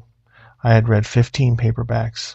I had reread The Grapes of Wrath, which I had not read since college, and I had cried at the end this time in a way I had not the first time, because I was now a 44-year-old man who had lost a marriage, and I understood the ending of The Grapes of Wrath in a way you do not understand it. At 20, I had logged smokes. I had called in 2 new starts in the Aldo Leopold wilderness. I had talked to Marta on the satellite phone twice, and to Casey 3 times. Casey had been short with me, but had not been mean. Once she had asked me how high I was up there, and I had told her 10,000 feet, and she had said, "That's stupid high, Dad," and I had laughed for the first time in a month. The radio on the desk was a Bendix King handheld and a base unit with a tabletop antenna. The base unit pulled in everything for 40 miles. The handheld was for when I climbed down. The base unit had a digital display and a manual knob that let you tune to specific frequencies if you wanted to. I did not usually tune off the assigned channels. I had been told by the seasonal coordinator in Silver City, when she handed me the radio, that the unused channels were unused for a reason, and there were old repeater frequencies on the Federal Land mobile band that would pick up nothing but artifact and weather, and the occasional ham radio that had wandered onto a frequency it should not have been on. I did not tune off the assigned channels for the first 6 weeks. The evening of July 15th was the evening I did. It was a Tuesday. I had finished my evening sweep at 7:40. The sun was down behind the Mogollon Mountains to the west. There were no fires going in my district. The radio chatter on the assigned channels had gone quiet for the night. The dispatcher in Silver City, a woman named Annette, who chewed nicotine gum on the air and once had not bothered to swallow before keying up, had said good night to her lookouts at 7:30. I was alone in the cab with a paperback Cormac McCarthy and a cup of instant coffee and a slowly cooling tin of black beans. I picked up the radio knob and I tuned slowly down through the unused band. Mostly there was nothing. A patch of static on one channel, the wash of an open carrier on another, a weather repeater out of Las Cruces that played its loop every 6 minutes. I tuned past the weather. I tuned past 3 or 4 open carriers. I tuned past a channel that had a faint repeating tone, like a quarter note of an organ note held forever, which had to be a piece of broken equipment somewhere down in the valley. At 151.855, I found a voice. It was a child's voice, a kid, maybe 10 years old, maybe younger. I could not tell whether it was a boy or a girl. The voice said 3 words, and then it stopped. The 3 words were not in a language I recognized. The voice was clear and small and very close, as if the speaker had been holding the microphone right up against their mouth. Then the channel went to static. I sat at the desk for a long time. I had a pencil in my hand, and I had been about to write something in the logbook before I had started tuning, and I sat there with the pencil hovering over the paper and did not write anything for what was probably 4 or 5 minutes. Then I wrote in the logbook, very small in the margin, the words kid voice on 151.855. 3 words, foreign language. I went back to 151.855, and I sat with the radio on for an hour and a half. The voice did not come back. The static was steady. I tried the channels above and below. Nothing. At 10 o'clock I gave up and went to bed. I slept all right. I dreamed about Casey at the Brad Paisley concert. In the dream she was singing along to a song I did not know. In the dream the song was about a mountain falling down. In the dream, when I tried to wake her up to drive her home, she would not turn her head to look at me. In the morning I forgot about the voice. The morning radio check went normally. I told nobody. I tuned to 150.855 again that evening, at the same time, around 2000. The voice came back. Different words. Same kid. Same too close quality, as if the speaker had the microphone in their mouth. The third evening it came back again, and I understood, for the first time, that the words it was saying were English, but pronounced wrong. Pronounced the way a person pronounces a word they have read in a book but never heard spoken out loud. It said, Cass, Cass-E, Daddy. I dropped the pencil. I picked up the receiver, and I keyed up, and I said into the microphone, Who is this? What are you doing on this channel? The static crackled. The voice did not respond. It said, Daddy 3 more times. Then it stopped. I did not tune that channel the 4th night. I sat in the cab and read McCarthy and did not pick up the radio.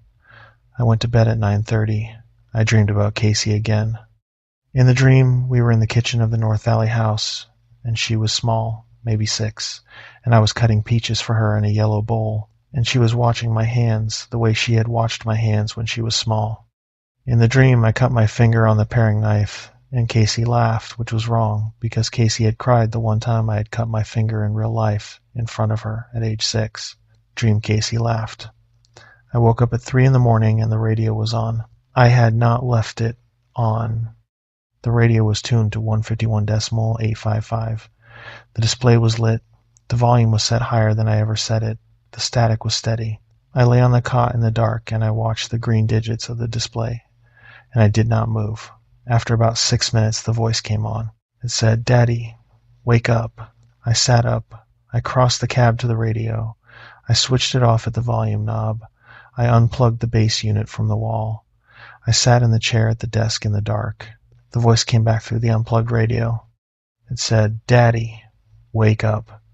Casey is in the truck."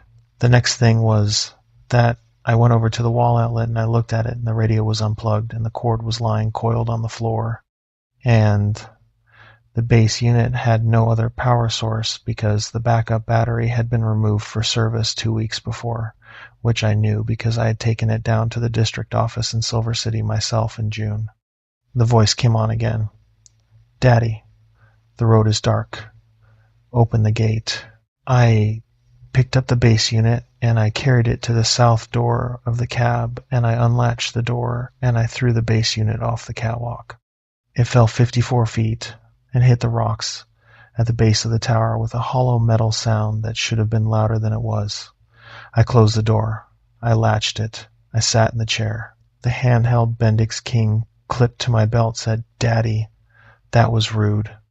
I took the handheld off my belt and I removed the battery and I dropped the radio body and the battery on the floor in 2 separate places.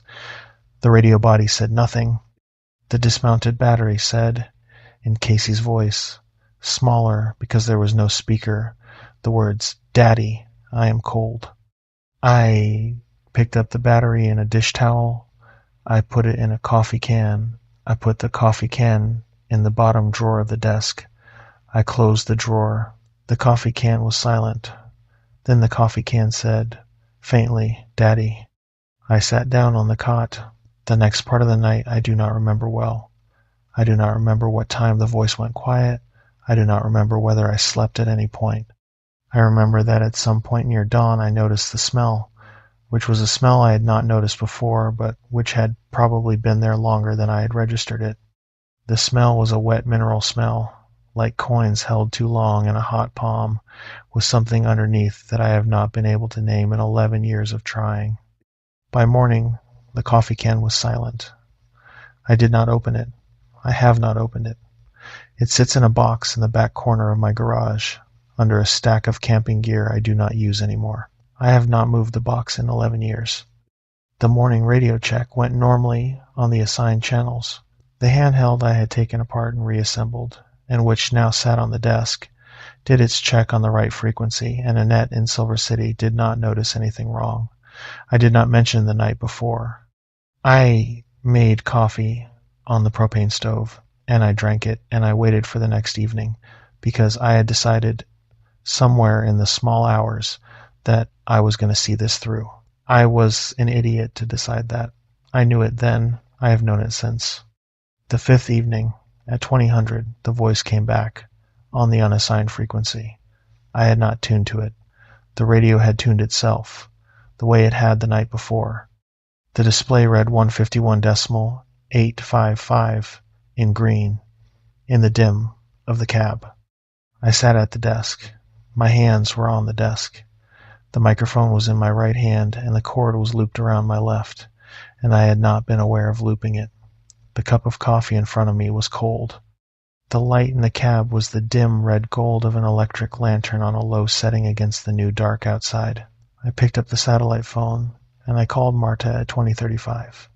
She picked up on the 4th ring. Marta did not pick up for me the first time the phone rang.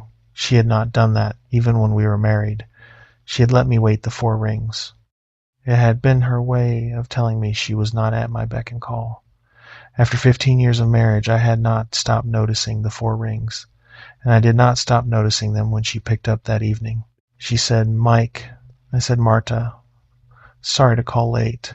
Is Casey there?" She said, "Mike, it is 10 o'clock at night. What is going on?" I said, "Nothing. I just wanted to make sure Casey was home. Can you put her on?" Marta was quiet for a beat. Then she said, "She's already in bed, Mike. She has driver's ed in the morning." I said, Marta, please, can you just go check on her? I will explain later, please. Marta exhaled. I heard her put the phone down.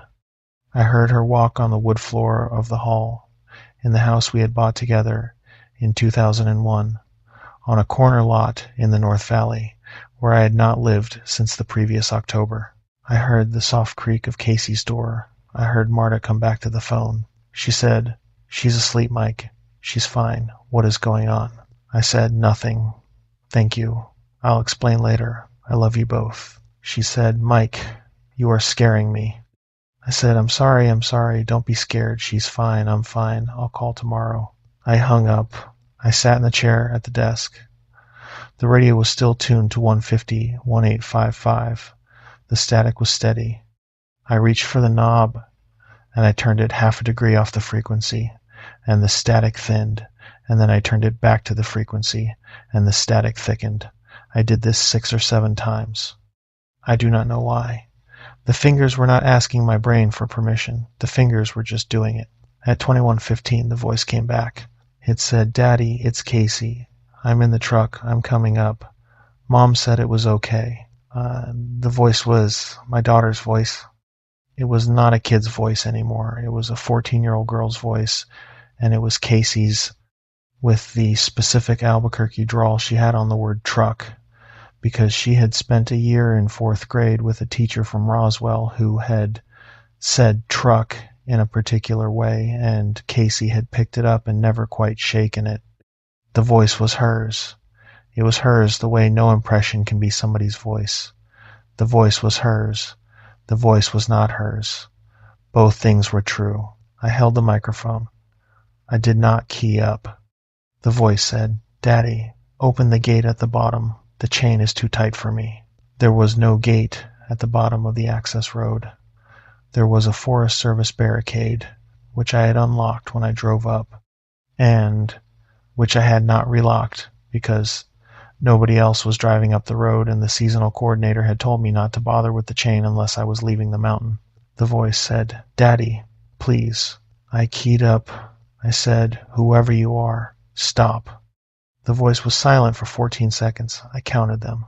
Then the voice said, in Casey's voice, with the exact intonation Casey had used the previous Sunday on our last phone call, in a sentence she had spoken to me about her algebra teacher, "Mr. Lemke says I am not applying myself."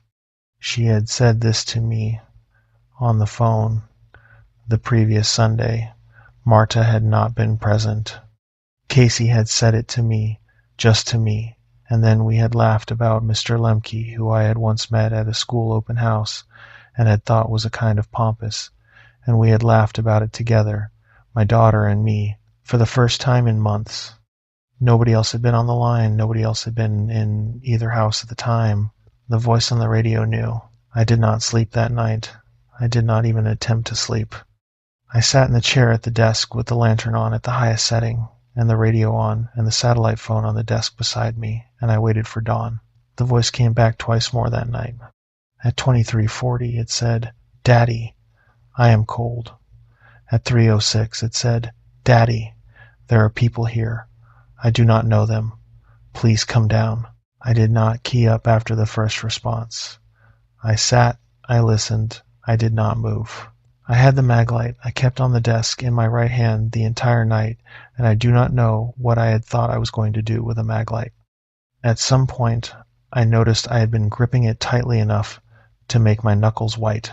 At 1:10 in the morning, I heard a sound on the catwalk. It was a single footstep, a small footstep, a girl's footstep, and the kind of canvas sneakers Casey had been wearing for the past year, which made a particular soft slap on a hard surface. The catwalk was steel grating. The footstep on the grating would not have sounded the way a girl's canvas sneaker would have sounded. It would have sounded like steel against steel, which is a different sound. The sound that came was the soft slap. It was the sound of a girl's sneaker on a wood porch. It was the wrong sound for the catwalk. It was the right sound for my front porch in the North Valley, which I had not lived on in 7 months. The sound went around the catwalk slowly, south to east, east to north, north to west, west to south. It made one circuit, then it stopped at the south door. I heard the small voice on the other side of the door. It said, "Daddy, I have my key. I'm coming in." Casey had a key to my apartment off Lomos. She did not have a key to the cab. The cab was Forest Service property. The key was in my pocket. I heard the small voice say, "It is on the chain by the door, Daddy, where you always put it." The key was in my pocket. The chain by the door of my apartment off Lomas was where I always put the key when I came in. Casey had been to the apartment 3 times. She knew where I put the key. There was no chain by the south door of the cab. I sat at the desk. I held the mag light. I did not move. I waited. The voice said, "It is not there. Daddy, open the door." A long quiet. Then the catwalk creaked, in the same place it had creaked when the footstep had stopped at the south door, and the creak was a heavier creak than a girl's sneaker would have made, and the creak was the creak of a man's weight, and the small voice had been one thing, and the creak of the door was another thing, and the 2 things were coming from the same place. I did not key up. I did not look out the window. I sat at the desk in the dimmest setting of the lantern with the mag light in my hand, and I waited until the catwalk creaked once more, the same heavy creak in reverse, going west to north, north to east, east to south, south to the stairs, and the footsteps went down the stairs. And the steps did not ring the way steel steps ring under steel-toed boots, but rang the way a paper bag full of dry leaves rings, soft and dragging, and they went down all 80 steps, and they walked off into the dark to the north. At 5:30, the sky behind the Caballo Mountains went the first thin shade of gray. I keyed up on the assigned channel. I said, "Silver City, Hillsborough Peak, urgent." Annette was not on. The graveyard dispatcher was a man named Lou. He came on. He said, "Hillsborough Peak, Silver City, go ahead." I said, "Lou, I am going off station this morning. I am driving down at first light. I have a family emergency." Lou said, "Hillsborough Peak, copy. Need anything from us on this end?" I said, "Negative. I just need to drive down." Lou said, "Drive safe. Sorry for whatever it is." I said, "Copy." I sat in the cab for another 50 minutes, until the sun was fully up. I climbed down the 80 steps with my duffel and a small box of paperbacks and the Stanley thermos full of yesterday's coffee. I locked the cab. I climbed into the truck. I drove down the access road.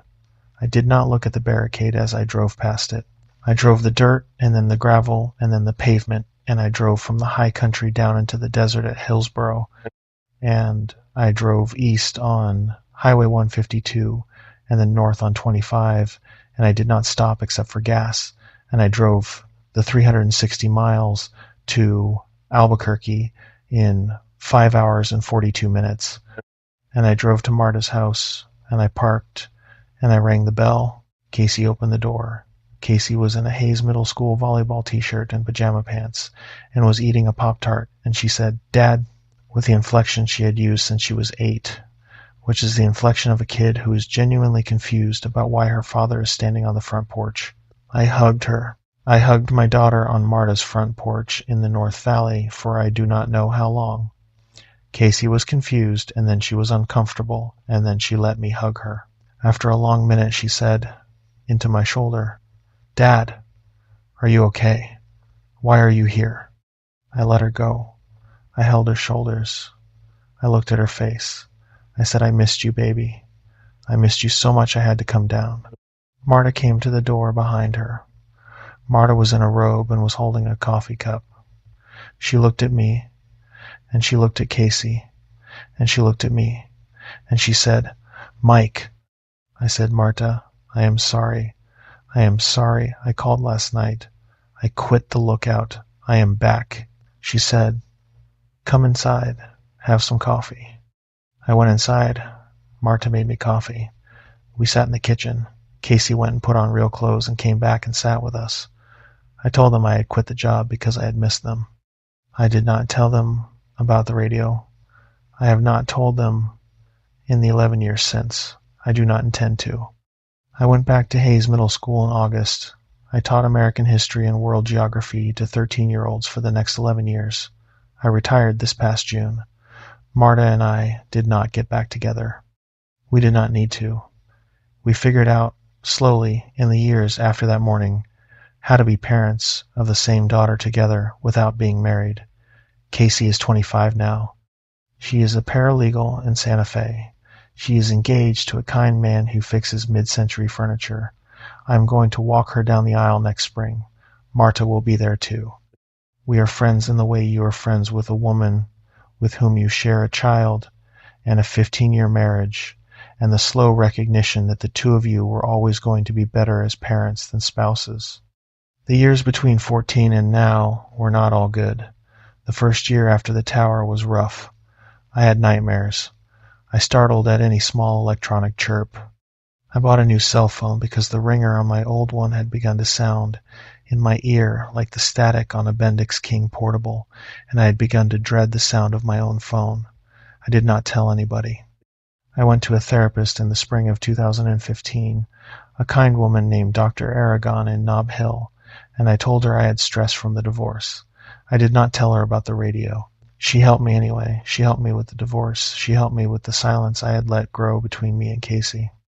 She helped me with the silence I had let grow inside myself in the last 3 years of the marriage, which had been the silence that had cost me the marriage. She did not help me with the radio, because I did not ask her to, and I do not think she could have, because I do not think there is a way to be helped with that thing. The way back to Casey took years. I called her every Sunday. I drove to her volleyball games at Hayes through 9th and 10th grade. I drove her to college visits in the summer of her junior year. I sat on the floor of her dorm room at New Mexico State the first afternoon of her freshman year while she cried about leaving Marta, and I drove home that night and parked in front of Marta's house in the North Valley and called her from the curb and told her our daughter was crying and Marta had said, "Mike, come inside. It is 2 in the morning and you look like hell."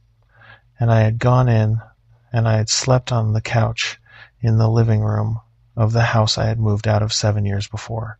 And in the morning Marta had made me coffee, and we had sat in the kitchen, and neither of us had said anything important. And that morning was the morning we became something more than the parents of a college freshman, which is to say, it was the morning we became friends, which we have remained for the 7 years since. Casey graduated from New Mexico State in 2022. The ceremony was small, what was left of the lingering pandemic restrictions, and Marta and I sat together on folding chairs on the lawn and watched our daughter walk across the stage in her cap and gown. And Marta cried, and I held her hand, and we did not say anything. Casey got the paralegal job that summer. She moved to Santa Fe in the fall of 2022. She met the kind man a few weeks later at a Christmas party her firm had thrown for its associates and their friends. She told me about him in the same phone call in which she told me about the Brad Paisley song On the Dead Air. I have not gone back to any fire lookout tower. I have not tuned a radio off its assigned channel. The Bendix King I had on Hillsborough Peak was returned to the Silver City office. I do not know what happened to it. There is one thing more. About 2 years ago, in 2023, Casey called me from Santa Fe. She was a year into the relationship with her now fiancé. She had called to tell me, in passing, that she had been listening to an old country radio station on a long drive back from Taos, and that the station had a half-hour gap of dead air in the middle of a Brad Paisley song. The song had been Mud on the Tires. It had cut out at the bridge. The station had come back 28 minutes later, mid-song, in the same song, 2 seconds before the bridge ended, as if no time had passed. She had said, "Dad, it was the weirdest thing. I was just driving along and the radio was off and on like somebody had turned it off and back on later, but the song was still in the same place." I had asked her if she had been alone in the car. She had said yes. I had asked her if she had heard anything during the dead air. She had said no, but I had heard the small pause in her voice after the no, and after 25 years of being her father I had recognized that pause for the lie it was. I had not pressed her. She had hung up shortly after. I have asked her 3 more times since, in different ways, what was on the radio during those 28 minutes. She has not told me. She has changed the subject every time. The fact that she will not tell me is the worst of it for me, because it means she heard something and she has decided that I should not hear it. I do not know what she heard. I do not need to know. The wedding is in May.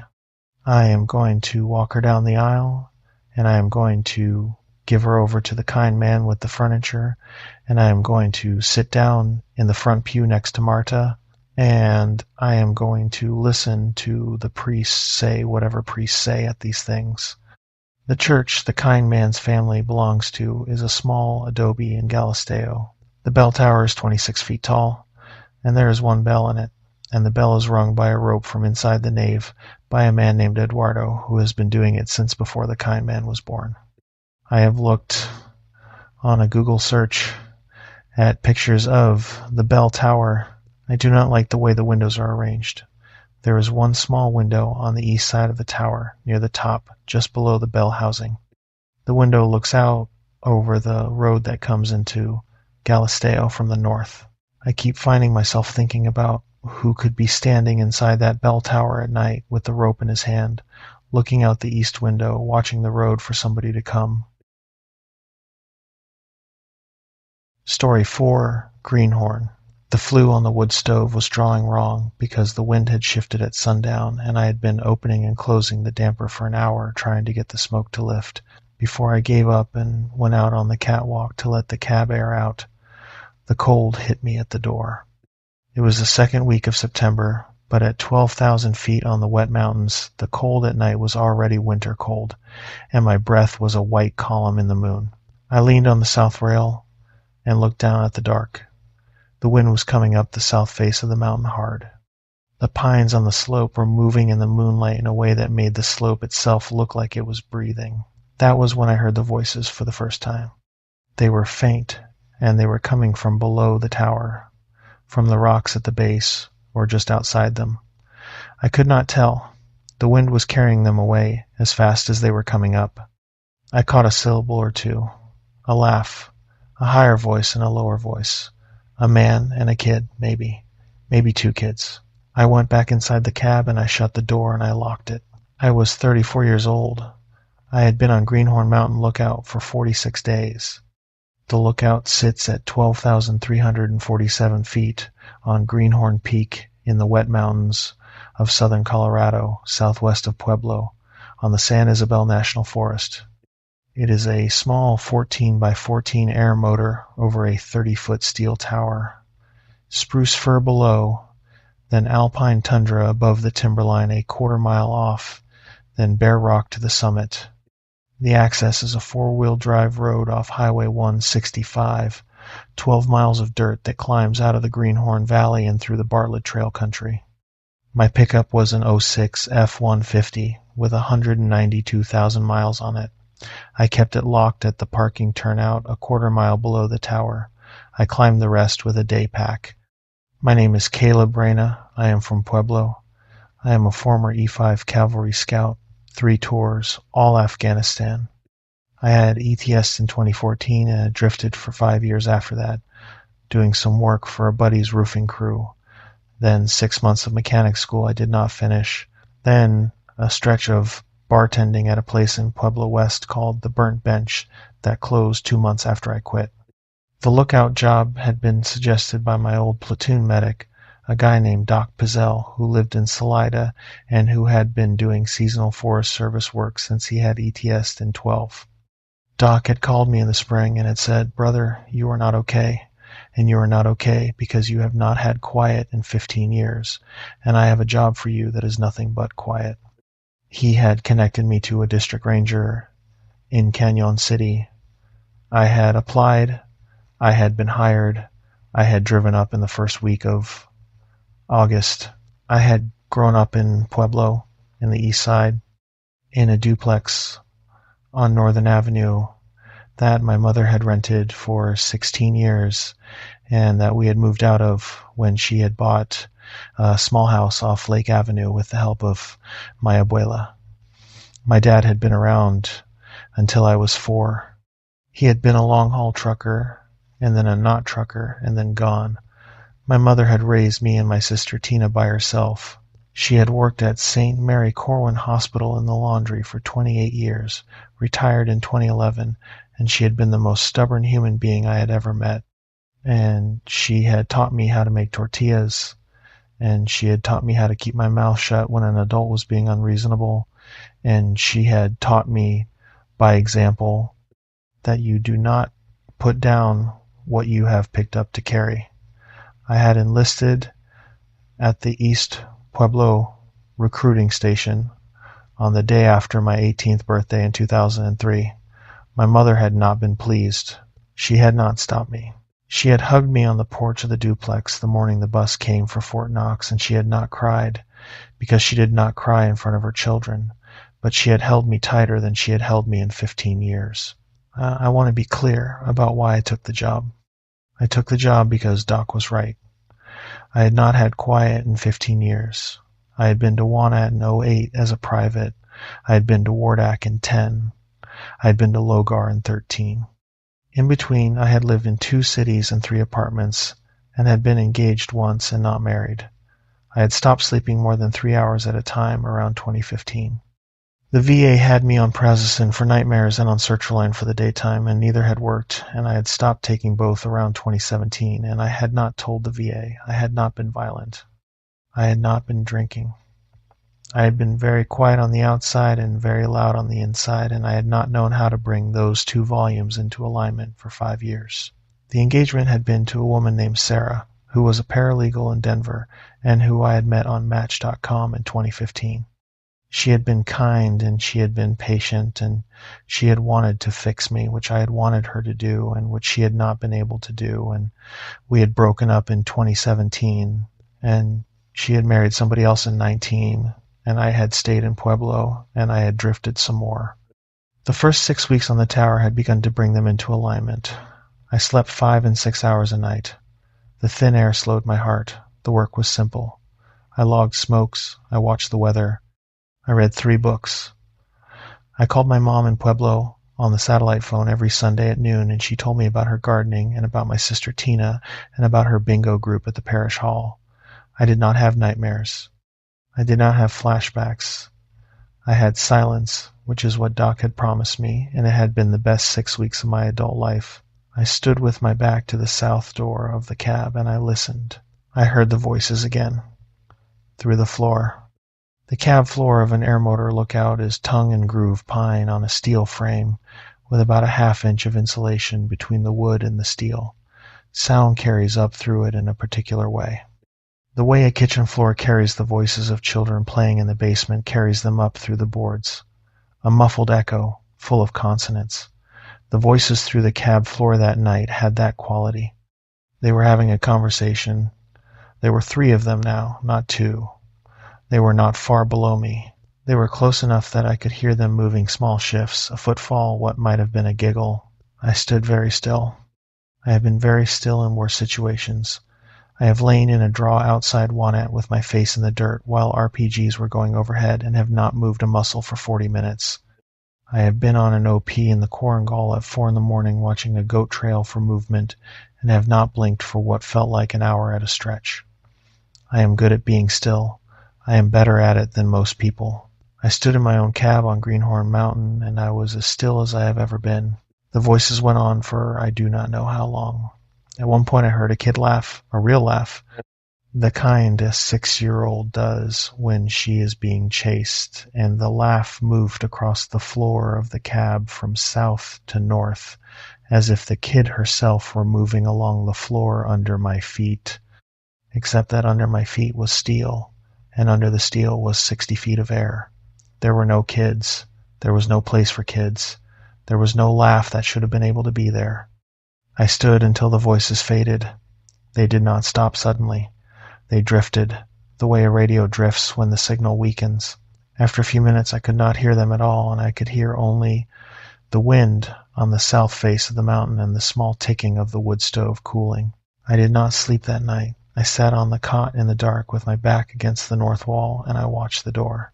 I had a Glock 19 in a holster on the desk, and I knew, the way you know things you do not want to know, that the Glock was not for the situation. I sat with it on my lap anyway. I do not know what I had thought I was going to do with a pistol against voices that were coming up through a steel and pine floor. The voices did not come back that night. The next morning I climbed down the steps and I walked around the base of the tower in a slow circle. I looked at the ground. The base of the tower was on a small platform of poured concrete, and around the platform was a ring of fist-sized rocks the Forest Service had laid down to discourage marmots. The rocks were untouched. The dirt outside the rocks held no prints. There was no sign of any human being having been within 100 feet of the base of the tower at any point in the previous several days. I walked the perimeter out to about 30 meters in each direction. Nothing. No tracks, no scat, no flattened brush. The wind would have erased a man's tracks overnight at this elevation. I could not rule out a man. I also could not rule out, and this was the part I had been chewing on, anything else. I went back up. I made coffee on the propane two-burner. I drank it. I sat at the desk. I logged the weather and the wind at 0700, and I did the assigned channel check with the dispatcher in Canyon City, a woman named Rita who had been with the district for 26 years and who had a voice like a smoker's. She said, "Greenhorn, sleep okay, hon?" I said, "All quiet, Rita." She said, "Roger that. Make it a good day." I did not make it a good day. I sat at the desk and I watched the trees and I tried to read a paperback and could not. I made another pot of coffee. I ate nothing. The voices came back the next night. They came earlier. 21:15. I was at the desk reading when I felt, rather than heard, the first one. A vibration in the floor. A small, low sound, like a man clearing his throat in a basement 2 floors away. I put the book down. I waited. The voices started in earnest at 21:22. 3 voices again, 2 kids and an adult. I could not yet make out the words. I was sitting on the cot with my feet up on the rungs of the cot frame and not on the floor, which was something I had decided instinctively that I was going to do. I had a flannel shirt over my knees. The Glock was on the desk. I was not touching it. The voices clarified, the way a tuning fork clarifies. After a few minutes, I could pick out individual words. The adult voice was a man's. He was telling the kids a story. He said, in a low, calm voice, and then the bear came out of the trees, and the bear was bigger than any bear they had ever seen, and the bear saw the children, and the bear said, one of the kids said, in a high, giggling voice, "What did the bear say? What did the bear say?" The bear said, "You should not be out here in the woods alone. You should be in your house with your daddies, where you are safe." The kids laughed. I sat on the cot with my feet on the rungs, and I listened to a man tell a story to 2 children on the floor of a fire lookout cab at 12,000 feet, in the middle of the night, with 60 feet of air between the cab floor and the ground. I listened for almost 20 minutes. The man's story went on and on. The bear in the story did this. The bear in the story did that. The kids laughed. The kids asked questions. The man answered. The story was about a bear that found 2 children alone in the woods and took them home to its cave and fed them and protected them. The story was about a bear that the kids should not have been afraid of, because the bear loved them and the bear had only wanted to bring them in out of the cold.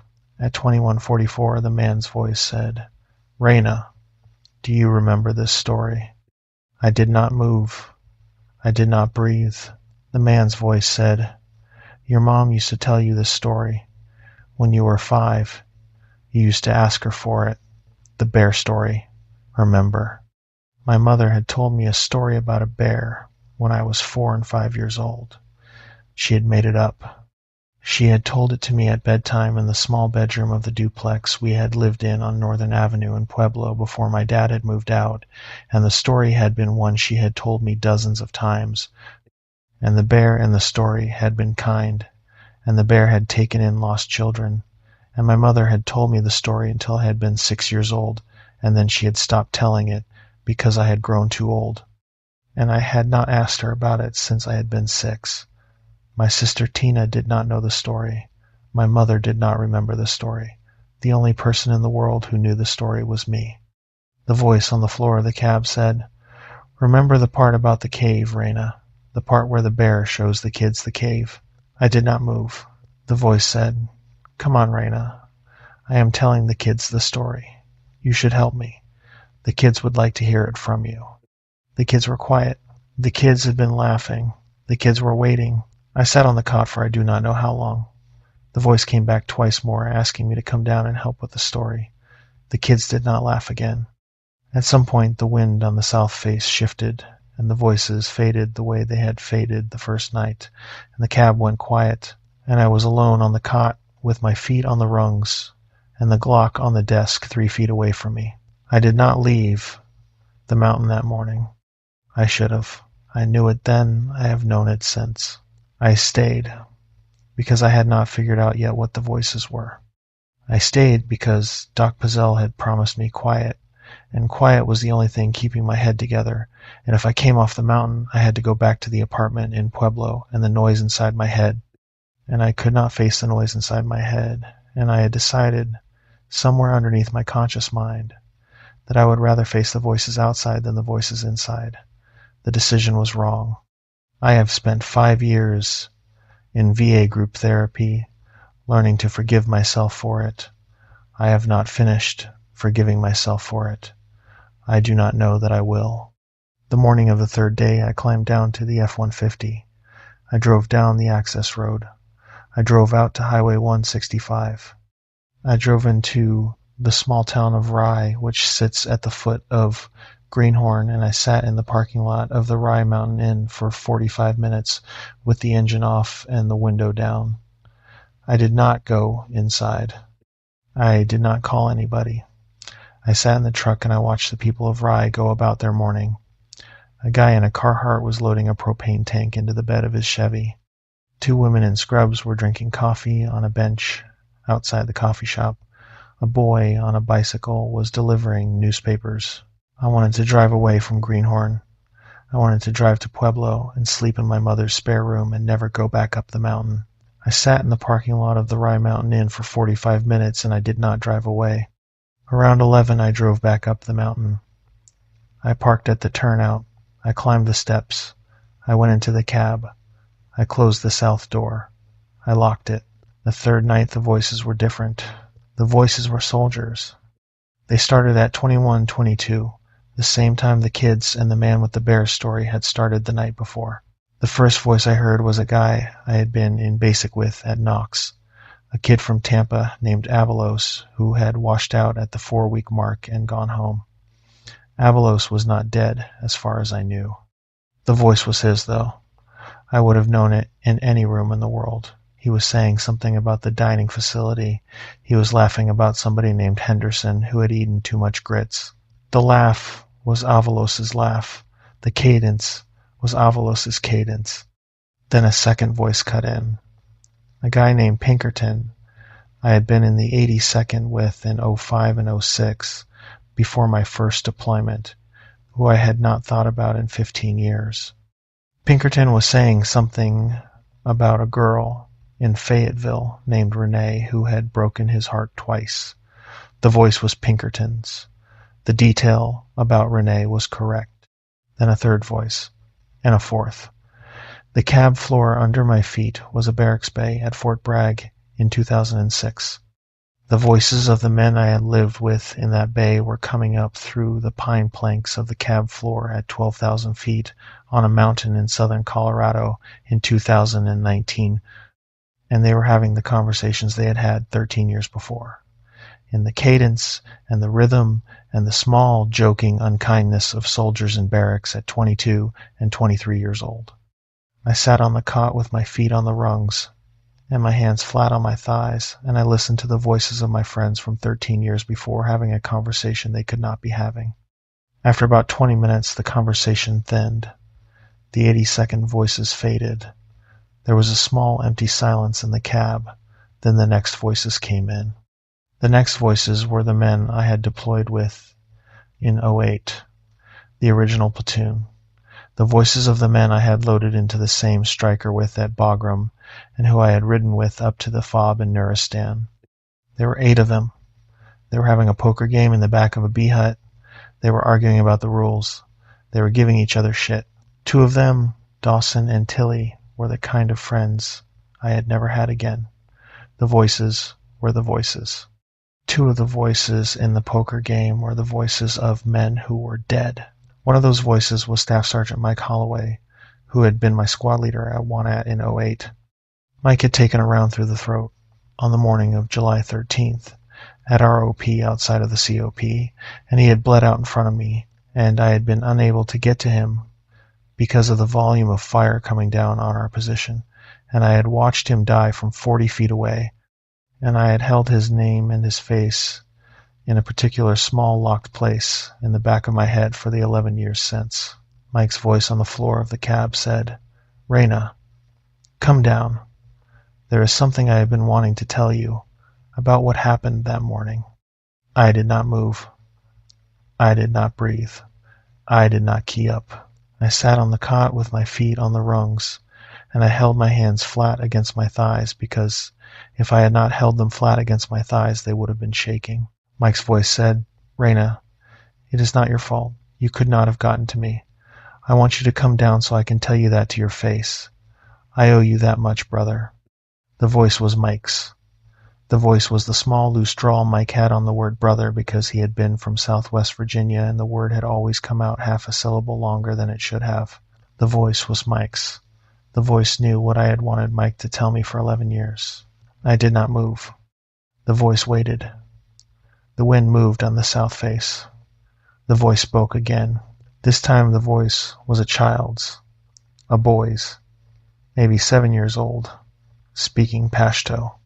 I do not speak Pashto. I picked up some words in a tour. I picked up names of things.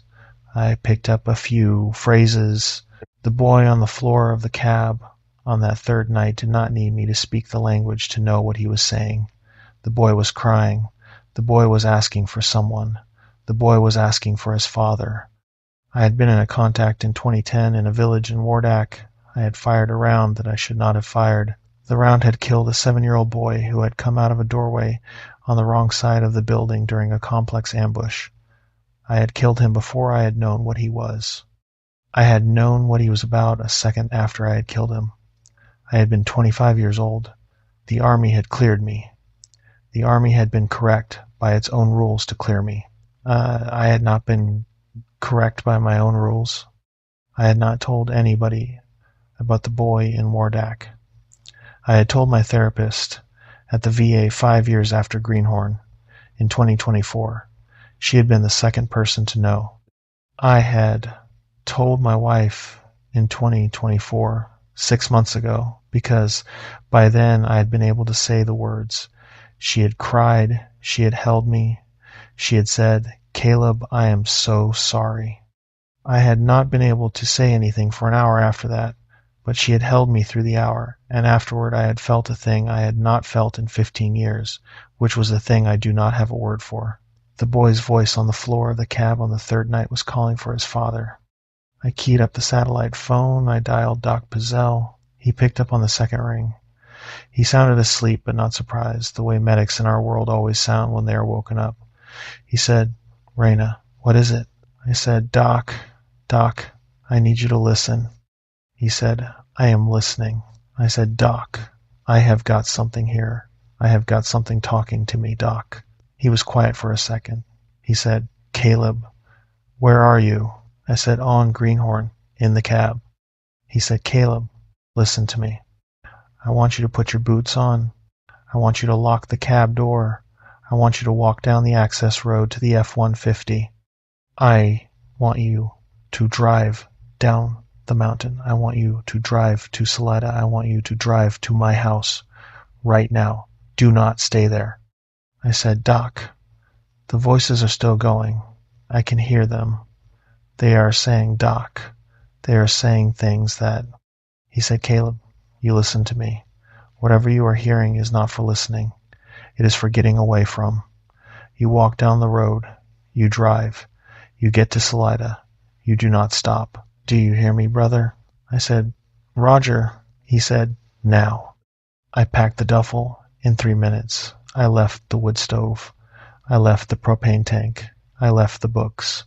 I took the Glock and the phone and the duffel and the keys to the F-150. I locked the cab. I climbed down the 80 steps. The voices on the floor faded as I went below the level of the cab floor.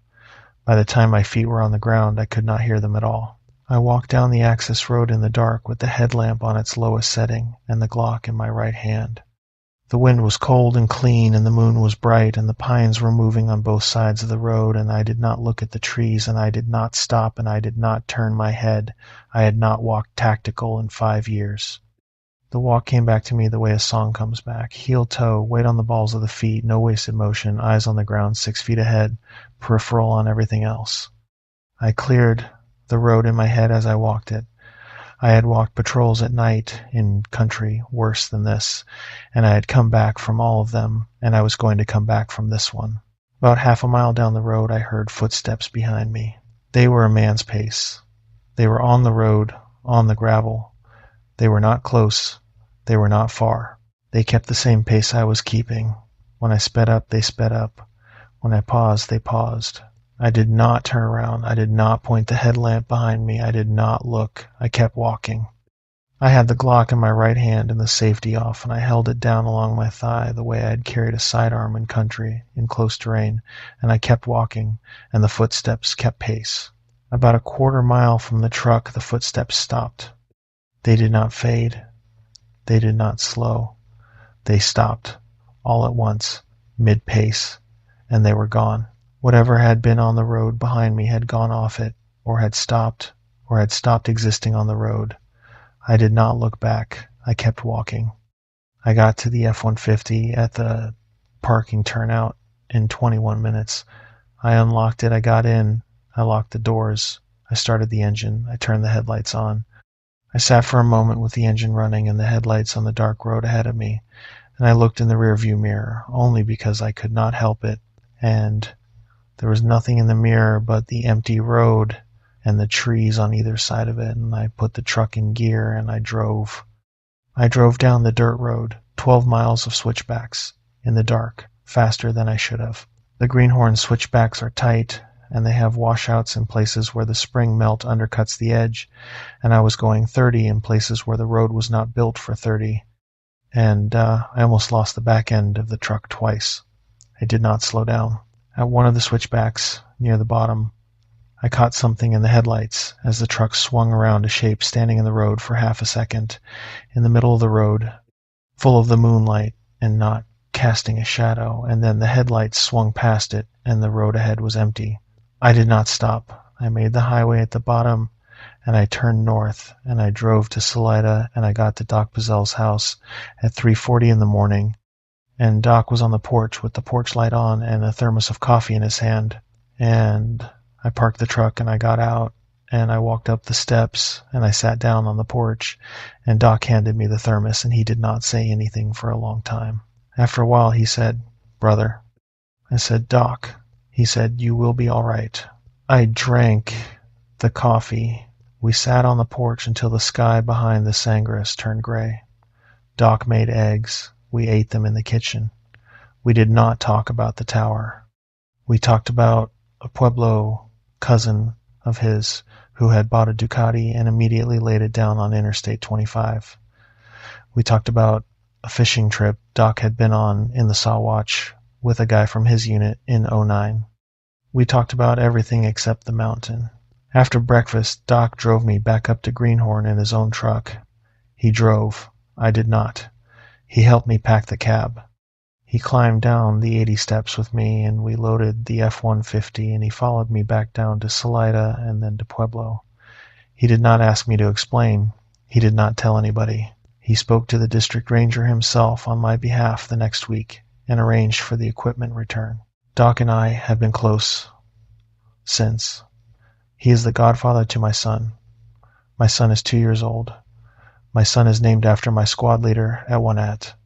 My wife had said yes to the name on the third try, because she had said no twice on principle, because she had thought it was unhealthy. And on the third try, I had explained why, and she had said yes, and she had cried, and she had been right to say yes for the reason I had given her. The week after Greenhorn, I called the VA in Pueblo, and I asked for an appointment. They got me in 3 days later.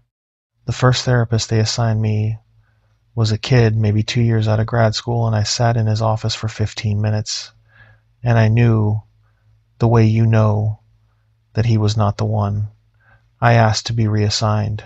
They reassigned me to a woman named Dr. Reyes, who was about my mother's age and who had been a Navy nurse before she had been a clinical psychologist, and who had a son in the Marines, and who looked at me on the first appointment and said, "Mr. Reyna, I am going to be direct with you, because that is the only way this is going to work," and that was when I knew she was the one. I have been seeing her, off and on, for 5 years. I see her once a month now. I am still working through the things the tower brought up. I am closer to done than I was. I am not done.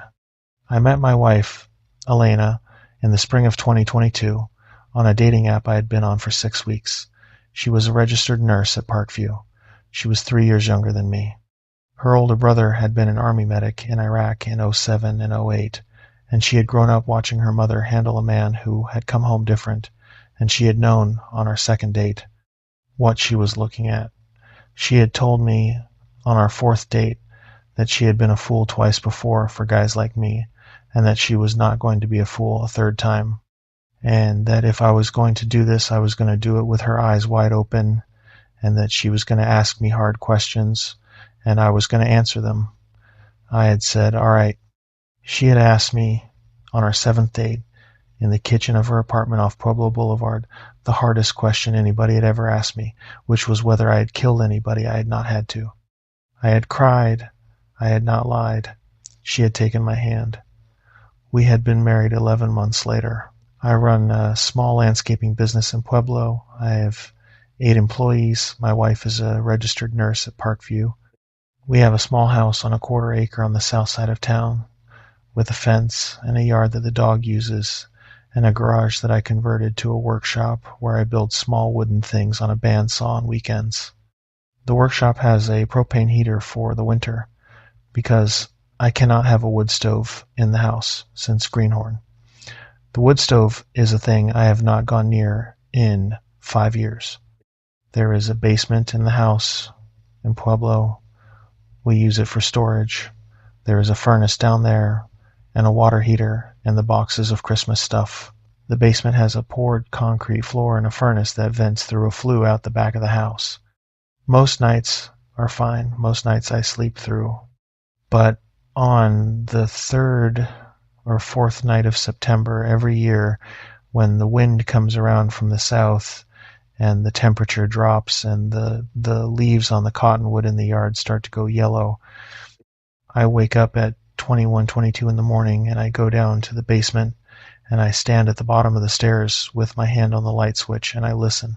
I have not heard the voices in the basement, but I have heard twice, once in 2023 and once last September, a sound that was not the voices, but was something like the absence of them. The way a room is louder right after the voices in it have stopped than it is when it has been empty all night. I do not know what makes the sound. I do not know what was making the voices. I know only that I am going to keep listening, and I am going to keep not going down into the basement at 21, 22 on those nights past the bottom of the stairs, and I am going to keep going back up. And I know that one of these years I am going to wake at 21, 22 on the 3rd or 4th night of September, and I am going to go to the basement door, and the basement door is going to be open before I get to it. I do not know what I will do then. Story 5. Current Mountain. The dust devil out on the basin floor was moving in a straight line east-northeast at maybe 9 miles an hour, which is how dust devils do not move. And I watched it through the spotting scope for the better part of 10 minutes before it broke and went the way they are supposed to go, which is anywhere but straight. I logged it. I marked the time as 11:06 in the morning. I went back to the chair at the desk, and I drank the last of the coffee in the green Stanley thermos. And I thought about how I was going to miss the basin, and how I was also not going to miss it, and how those two things were true, in the way only people who have done the thing too long understand. I was 63 years old. I was on the last day of my last hitch of my last season as a Forest Service lookout. My relief was scheduled to come up the road that afternoon, around 3 or so, depending on the dust at the bottom, and I was going to ride down with him, and that was going to be the end of 38 years of fire towers for me, and I had been thinking about that fact off and on for most of the morning. Current Mountain Lookout sits at 11,513 feet on Current Mountain, the highest point in the Grant Range, Nye County, Nevada, in the humble Toyabe National Forest. The cab is a 14 by 14 air motor over a 35-foot steel tower anchored in poured concrete. The Civilian Conservation Corps laid down in 1940. The mountain itself sits in the middle of the Great Basin. Out the north window you look down into Railroad Valley. Out the south, Garden Valley. Out the east, you see 50 miles of basin and range marching away toward Utah in waves of dust-gray hills the color of old denim. Out the west, the White Pine Range. Above 10,000 feet, on Current, the bristlecone pine starts. On the south face there is a small grove of them, maybe 40 trees, the oldest of which has been dated to 4,000 years. The tree was alive when men were building the pyramids at Giza. The tree is still alive. The tree has watched everything that has ever happened on this mountain. I had been on Current for 19 seasons.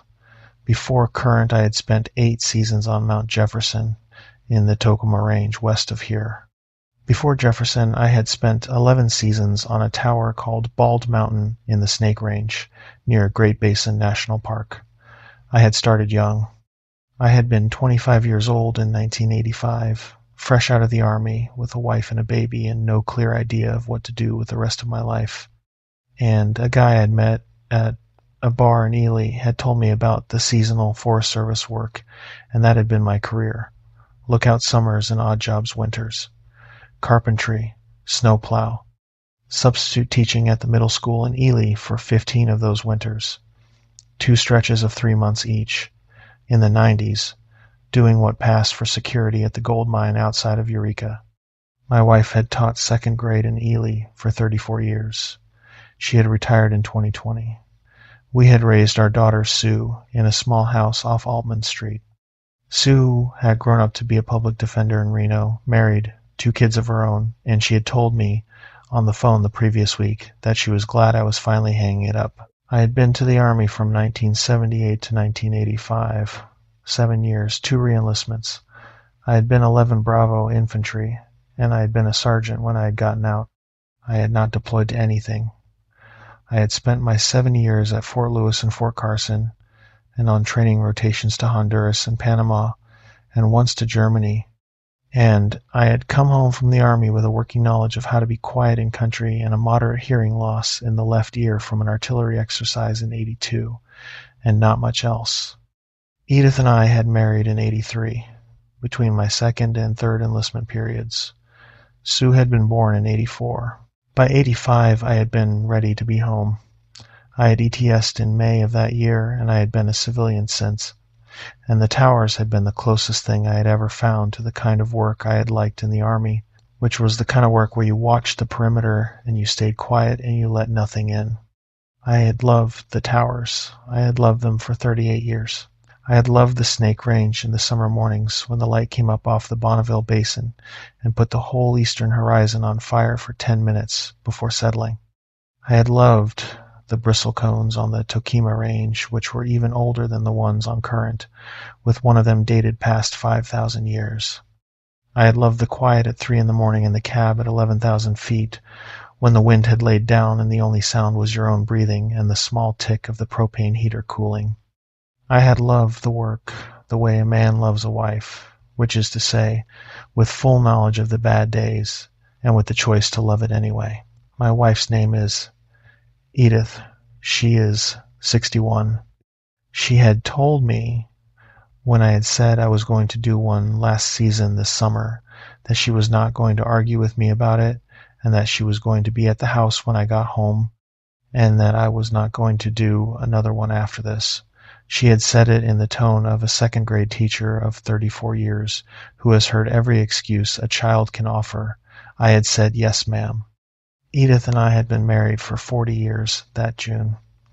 We had celebrated the anniversary by going down to Cathedral Gorge for a long weekend in May, because by June I was already on the tower. We had stayed at a motel in Panaca that Edith had picked because it had a sign with a hand-painted mule on it. The motel had been clean and quiet, and the mule on the sign had been good company, and we had spent 3 days walking the slot canyons and eating dinner at a small place in town that did a meatloaf. Edith had not stopped talking about for the rest of the spring. 40 years. I had not been able to wrap my head around 40 years. I had told Edith on the drive back to Ely that I did not feel like a man who had been married 40 years. She had told me, in the driver's seat of her Camry, that this was because I had not done most of the marrying, that she had done most of it, that she had done it gladly, that I should not be too hard on myself for not feeling 40 years old, since the years had been hers more than mine, and she had felt all of them, and she would take them again. I had not known what to say. I had reached across the bench seat and put my hand on her knee. She had put her hand on top of mine. We had driven the rest of the way home that way, an old man and an old woman with their hands together on a bench seat in a Toyota Camry, and that had been the best 400 miles I had driven in my life. The last day was supposed to be quiet. I had packed most of my personal gear the day before. The cab was already mostly Forest Service equipment. The relief would come up around 3. We would walk through the equipment together. He would sign for it. I would sign out. We would climb down together. He would drive my truck back to the district office in Ely, where his own truck was waiting, and I would catch a ride from Ely to the house in Ely with whoever was free, probably Earl at the district office, who was a man I had known since 1991, and who had been threatening to retire himself for the better part of a decade. The relief was a man named Jared Vossler. He was 48 years old. He had been working towers in eastern Nevada since 2004. He had relieved me on current 14 times over the previous 9 years. I knew him well. Earl had told me 2 weeks before that Jared was coming up to take the rest of the season after I came down, with a plan to make current his permanent tower starting next year. Jared had been on a tower called Quinn Canyon down in the Quinn Canyon Range for the past 4 summers and had wanted a higher elevation. Current suited him. He suited it. I was glad he was the one taking it over. That morning I had done the regular morning check at 0700. The dispatcher in Ely was a woman named Connie. She had been with the district for 22 years. She had a deep voice and a slow cadence, and she ran her shift the way you run a shift after 22 years of running it. She had said, "Current, last morning, sleep okay?" I had said, "All quiet, Connie, slept fine." She had said, "Heard. Jared rolls out from Ely at noon. He should be at your turnout by 3 or 3:30. Earl will be on the air for the relief." I had said, "Copy. Looking forward to it." She had said, "Mr. Halloran, 38 years." I had said, "Yes, ma'am." She had said, "Damn." That had been the morning check. The radio chatter had been steady for the next several hours. Earl on the air, the other lookouts in the district giving their morning conditions, the engine crew out of the McGill bunkhouse calling out for a training run on 21 Mile Road, ordinary chatter. The Friday before the season closed, the Dust Devil at 11:06 was the first thing that day that was outside the ordinary. I watched it. I logged it. I did not think too much about it. Dust Devils do strange things in the basin. The Great Basin has weather patterns that nobody has ever quite mapped, and a thing moving in a straight line for a few miles on a hot afternoon is not the kind of thing that should bother an old hand. At 12:17, the radio went sideways. What I mean by that is that Connie keyed up to give the noon weather, which she did every day at 12:15, and she gave the noon weather, and the noon weather was the noon weather. Conditions, winds, humidity, fire danger, the standard read, 45 seconds.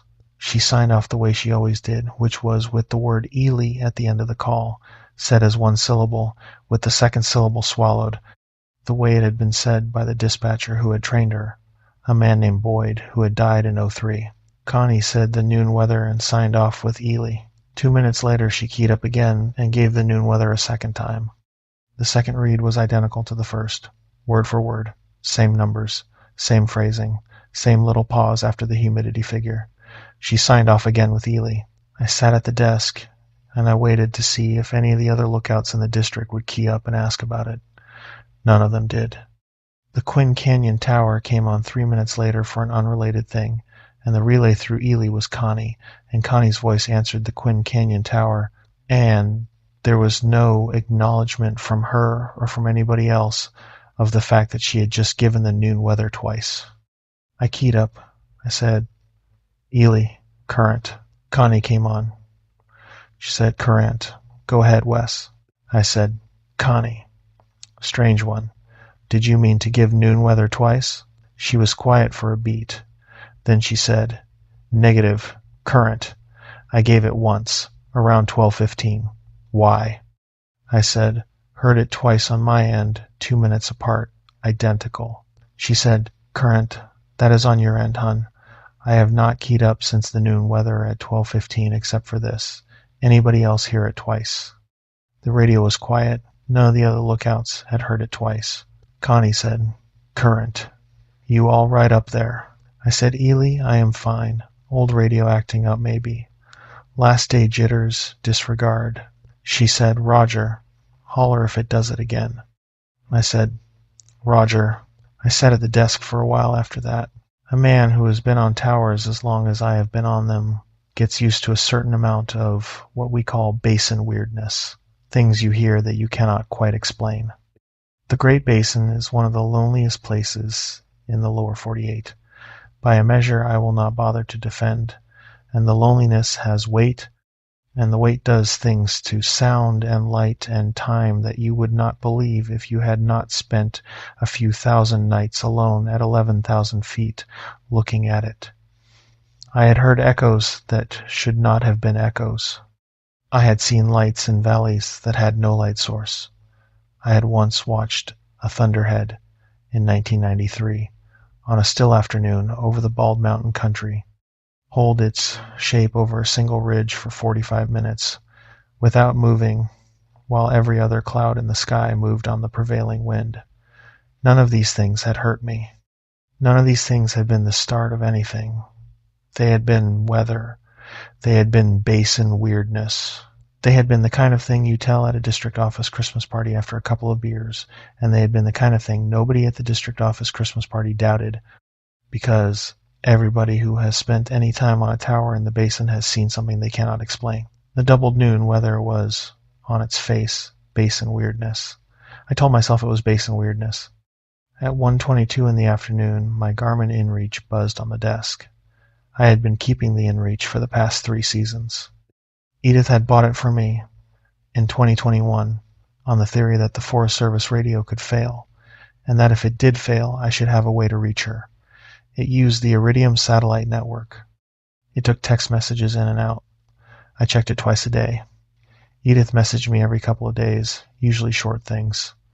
Picking up Sue's older boy from school. Got the alternator replaced on the Camry. The cat got out again but is back. Ordinary things. The message at 1:22 said, Wes, don't get in his truck. I looked at it. I looked at it again. I looked at the timestamp. 1:22 in the afternoon. I looked at the sender. Edith Halloran. The number was Edith's number. The message had come in normally through the Iridium network. I picked up the InReach. I typed back, Edith. What? The reply came back in 70 seconds. The reply said, I didn't message you. The kids are over for the afternoon. Is everything okay up there? I sat at the desk with the InReach in my hand. I typed back, did you just send me a message at 1:22? She typed back, no. The phone has been on the kitchen counter. I have been outside with Sue's kids. I typed back, okay. I will call when I get to Ely. Love you. She typed back, love you too. Drive safe. I put the InReach face down on the desk. I sat for a long time. Then I got up. I went to the gun safe under the cot. the small fire-rated safe the Forest Service did not technically know I kept in the cab, but that every lookout who had been on a tower more than 5 years had something like, and I opened it and I took out the Ruger SP-101 I had carried off and on for 15 seasons. A snub nose 38 5-shot. I loaded it. I put it in the pocket of my work pants. I went back to the desk. I sat. At 2:09 in the afternoon, in the high quiet of the cab, I heard a sound from the north side of the tower, below the catwalk. It was the sound of a single rock kicked loose by a foot on the rocks at the base of the tower. A specific sound. I had heard it 100 times over the seasons when deer had come through, or when one of the small Great Basin rattlesnakes had bumped a rock pursuing a vole, or when a gust of wind had moved enough dust to shift a stone on a slope. The sound was not a deer sound. The sound was a footstep sound, a man's footstep, on the rocks, just below the north side of the tower, 40 feet down, 60 feet over. I got up. I went to the north window. I looked down. I scanned the rocks at the base of the tower for 2 minutes. I saw nothing. No man. No animal. No movement. I went back to the desk. I sat down. A minute later, there was another sound. Closer. From the southwest side of the tower, near the base. Another single footstep, as if something were walking the perimeter of the tower at ground level, slowly picking its way over the rocks, not in a hurry, taking time. I did not get up. I sat with the Ruger in my lap. I listened to the perimeter walk of something I could not see, around the base of the tower, going southwest to south, south to southeast, southeast to east, and then nothing. The walk stopped on the east side. The east side was the side that faced the access road. I sat with my back to the south wall and the Ruger across my knees, and I watched the eastern horizon out the east window. The horizon was the basin and the road climbing up the lower switchbacks. The road was empty. For 19 minutes I watched the road, and I listened for the footsteps on the rocks at the base of the tower, and the footsteps did not come back, and the road stayed empty. At 2:41 in the afternoon, the dust plume on the access road appeared. It was the right time. Jared was driving up. The Forest Service four-wheel drive Earl had given him was a white Ford F-250 with the district insignia on the doors, and the plume coming up the road below the tower was the right plume for the right truck. I watched it through the binoculars. The truck rounded the last switchback below the turnout, slowed, and pulled into the parking turnout a quarter-mile below the tower at 2:52. The driver killed the engine. The driver got out. It was Jared. Jared Vossler is a tall man, 6'3", with a long stride and a slight forward lean from a back injury he had taken in 2007 when he had fallen off a haystack on his uncle's place outside of Wells. He wore a Forest Service ball cap and a flannel shirt and Carhartt work pants. He carried a green canvas duffel and a thermos. He waved up at the cab. I waved back. Jared started up the access trail from the turnout. He walked it the way he always walked it, in the slight forward lean, with the long stride. He reached the base of the tower at 3:04. He started up the steel stairs. I had moved to the south door. I was standing with my hand on the latch. The Ruger was in my pocket. I had been listening to him climb. Jared had bad knees. He had taken the haystack fall on the right knee in '07, and he had hurt the left one over the years from carrying loads of gear up too many sets of tower stairs. He climbed stairs in a specific way. He took them one at a time, always leading with the left, always pausing for a half-second on the landings. The right knee was the bad one, but he favored the left because the left was the one he trusted to take his weight. I had climbed stairs behind Jared Vossler enough times in 14 years to know the rhythm of his step the way you know the rhythm of a song.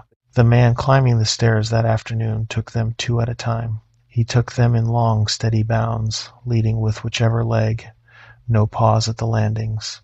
He climbed at a rate I would have struggled to match at 35, and I am a fit man. And Jared Vossler is 48, and has bad knees and could not have climbed stairs that way the last time he had been able to. I stood with my hand on the latch, and I did not open the door. He reached the catwalk at 3:07. He came around to the south door. He stopped on the catwalk, grating 4 feet from the door. He smiled. He waved through the small window in the door. He said, "Wes, open up, brother." The voice was Jared's.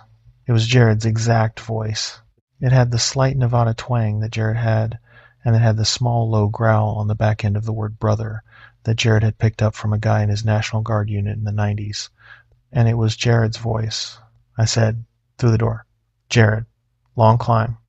He said, "I am beat. Open up." I said, "Jared, hold up a second. Your right knee feeling okay today?" He said, "Knees are fine, Wes. Open up." I said, "Both knees." He said, "Both knees. Open the door." Jared's right knee had been operated on 3 times. It was never fine. It was always, and I had heard Jared say this, every relief day for the past 9 years, stiffer than my divorce lawyer. That was the phrase. He had used it every single time. It was a tic. It was a verbal habit. The man on the catwalk on the afternoon of August 24th, 2023, had said knees are fine, and had not said the phrase. I said, through the door, "Jared, what was the name of the dog at the district office in '06? He was quiet for a second. Then he said, "Wes, come on. Open up. We have a long drive." I said, "What was the name of the dog?" He said, "Wes, you are being weird. Open the door." There had been a dog at the district office in Ely in 2006. A black mutt that Earl had taken in. Her name had been Lou. She had died in '08 on a fire on the East Range when a slurry drop had clipped a hill she had been on with one of the engine crews. Earl had been broken up about it. Every lookout in the district had known the dog. Jared had known the dog. Jared and I, on a slow afternoon in 2015, at the district office, had been alone in the equipment room and had been talking about the basin weirdness, and Jared had said, "Wes, brother, you ever see anything up there that made the hairs on your arms stand up? I mean really up." And I had said, "Yeah, a few," and we had talked about it, and we had agreed that afternoon that if either of us ever came up to the other's tower for a relief and the relief got weird, the safe word was Lou. That was the agreement. Lou. The thing on the catwalk could not say the word. The thing on the catwalk could mimic Jared's voice. It could mimic his face. It could not pull the name of a dog out of an agreement that had been made in a Forest Service equipment room 9 years before, between 2 men, with nobody else present. I drew the Ruger out of my pocket. I put my back against the cot wall, away from the south door, so that the door was at an angle from me. I cocked the hammer. I pointed the muzzle at the door. I said, "Whoever you are not Jared. I am not opening this door. I am going to climb out the north window. I am going to climb down the north side of the tower. I am going to walk to the turnout. I am going to drive down the mountain. If I see you on the road, I will shoot you. Do you understand me?" There was a silence on the other side of the door. Then the voice said, in Jared's voice, "Wes, you are tired, brother. You have been up here all season. Open the door. Let me in." I said, "No." The voice said, in Jared's voice but slower, "Wes, open the door, brother. I will be quick." I said, "No." There was another silence. Then the voice said, in a different voice, not Jared's, not anybody's, a voice that was very close to a man's voice but not quite Halloran, "Open the door." I did not open the door. The catwalk creaked under a weight. The weight shifted from the south door to the south rail. The weight settled. I could feel it through the floor of the cab. I opened the north window. The north window was a sash window with a screen. I unscrewed the screen. I dropped the screen out the window, onto the catwalk on the north side. I climbed out the window, feet first, onto the north catwalk. I kept the Ruger in my right hand. I crossed the north catwalk to the northeast corner where the stairs came up. I started down the stairs. I did not run. I have learned, over 38 years, that running on tower stairs is how people die on tower stairs. I walked down, steady, one step at a time. The Ruger in my right hand, the rail in my left. I heard the south door of the cab open behind me, above me. I heard the catwalk grating creak as something moved across it from the south to the north. I heard the soft sound, almost no sound of a thing leaning out over the railing on the northeast corner to watch me come down the stairs. I did not look up. I kept walking. I kept the Ruger down along my thigh. When I reached the bottom of the stairs, I walked across the concrete pad to the access trail. I walked the quarter-mile down to the turnout. I did not look back. I walked at a pace that was not a run and was not a walk, and that I had learned in the Army a long time ago and that I had not had to use since. The Ford F-250 was at the turnout. The keys were still in the ignition. I checked the cab of the truck. It was empty. I checked the bed. It was empty. I checked under the truck. Nothing. I got in. I started the engine. I locked the doors. I drove down the access road. I drove down the 12 miles of switchbacks at a speed that was reasonable for the grade. I did not look at the rearview mirror. I did not look at the side mirrors. I watched the road in front of me. The dust came up behind me, but I did not look at it. At the bottom of the mountain, I turned onto Highway 318 and I drove north toward Ely. I did not stop in Lund. I did not stop in Sunnyside. I drove the 78 miles to Ely without stopping. I got to the district office at 6:06 in the evening. Earl was there, so was Connie, so were two engine guys I had known for years. I parked the F-250 in the lot. I went inside. I sat down in Earl's office. I said, "Earl, where's Jared?" Earl said, "Wes, Jared is on the way up to Current. He should be up there by now." I said, "He is not. The truck is here. I drove it down." Earl looked at me. Then Earl picked up the phone on his desk. He called the district field number for Jared's Garmin. The Garmin pinged back from a location in Lund, 22 miles south of where I had just driven through. Lund is 22 miles south on Highway 318. I had driven through Lund 40 minutes before. Earl said, "Wes, he is in Lund." I said, "Get him on the phone." Earl called Jared on Jared's cell. Jared picked up. Jared sounded out of breath. Jared said his truck had broken down in Lund. The alternator had quit. He had been there since 2 in the afternoon waiting for a tow. He had not been able to get a call out because the cell tower in Lund had been down all afternoon. I sat in Earl's office and I looked at the floor. Earl said, "Wes." I said, "Earl, I do not know what was on the catwalk this afternoon, but it was not Jared. And the truck that drove up Current Mountain Road was not the Forest Service 250 Jared was driving. And I do not know what to tell you." Earl was quiet for a long time. He had been a district ranger for 28 years. He had heard a lot of things in 28 years, and I knew, the way you know with a man you have known for that long, that he had not heard this one before. But he had heard enough adjacent ones to recognize it. He said, "Wes." I said, "Yeah." He said, "You go home. You go home to Edith. I will deal with the tower." I said, "Earl, don't send a lookout up there tomorrow." He said, "I won't." I said, "Don't send anybody up there. Not for the rest of the season, not the rest of the year. Leave it." He said, "Wes." Okay. He kept his word. The Forest Service decommissioned Current Mountain Lookout the following spring, citing budget. They cut the antenna. They locked the south door. They have not staffed it since. The Forest Service has reasons for the things they do that they do not always say out loud, and the closure of Current Mountain Lookout is one of those things. I drove home that night in Earl's personal truck. Earl drove me.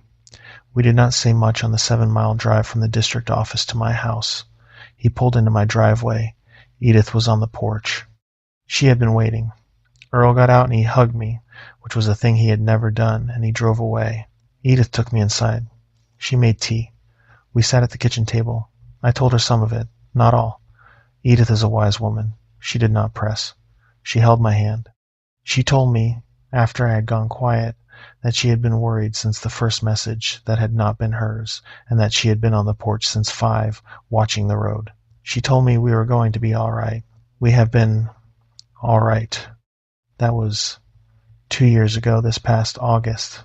I have not gone back to Current Mountain. I have not gone back to any tower. I have a workshop in the garage where I refinish furniture for a small Ely store that sells it to tourists in the summer.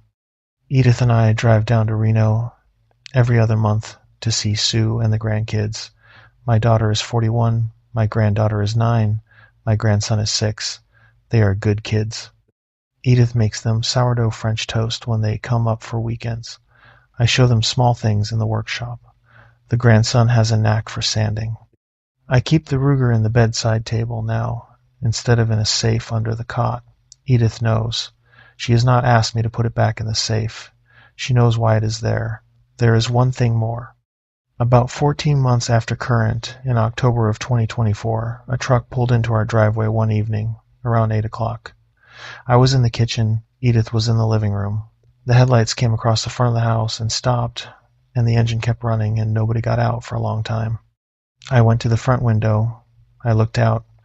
The truck was a Forest Service 4-wheel drive Ford F-250, white, with the Humboldt Toya Bay insignia on the doors.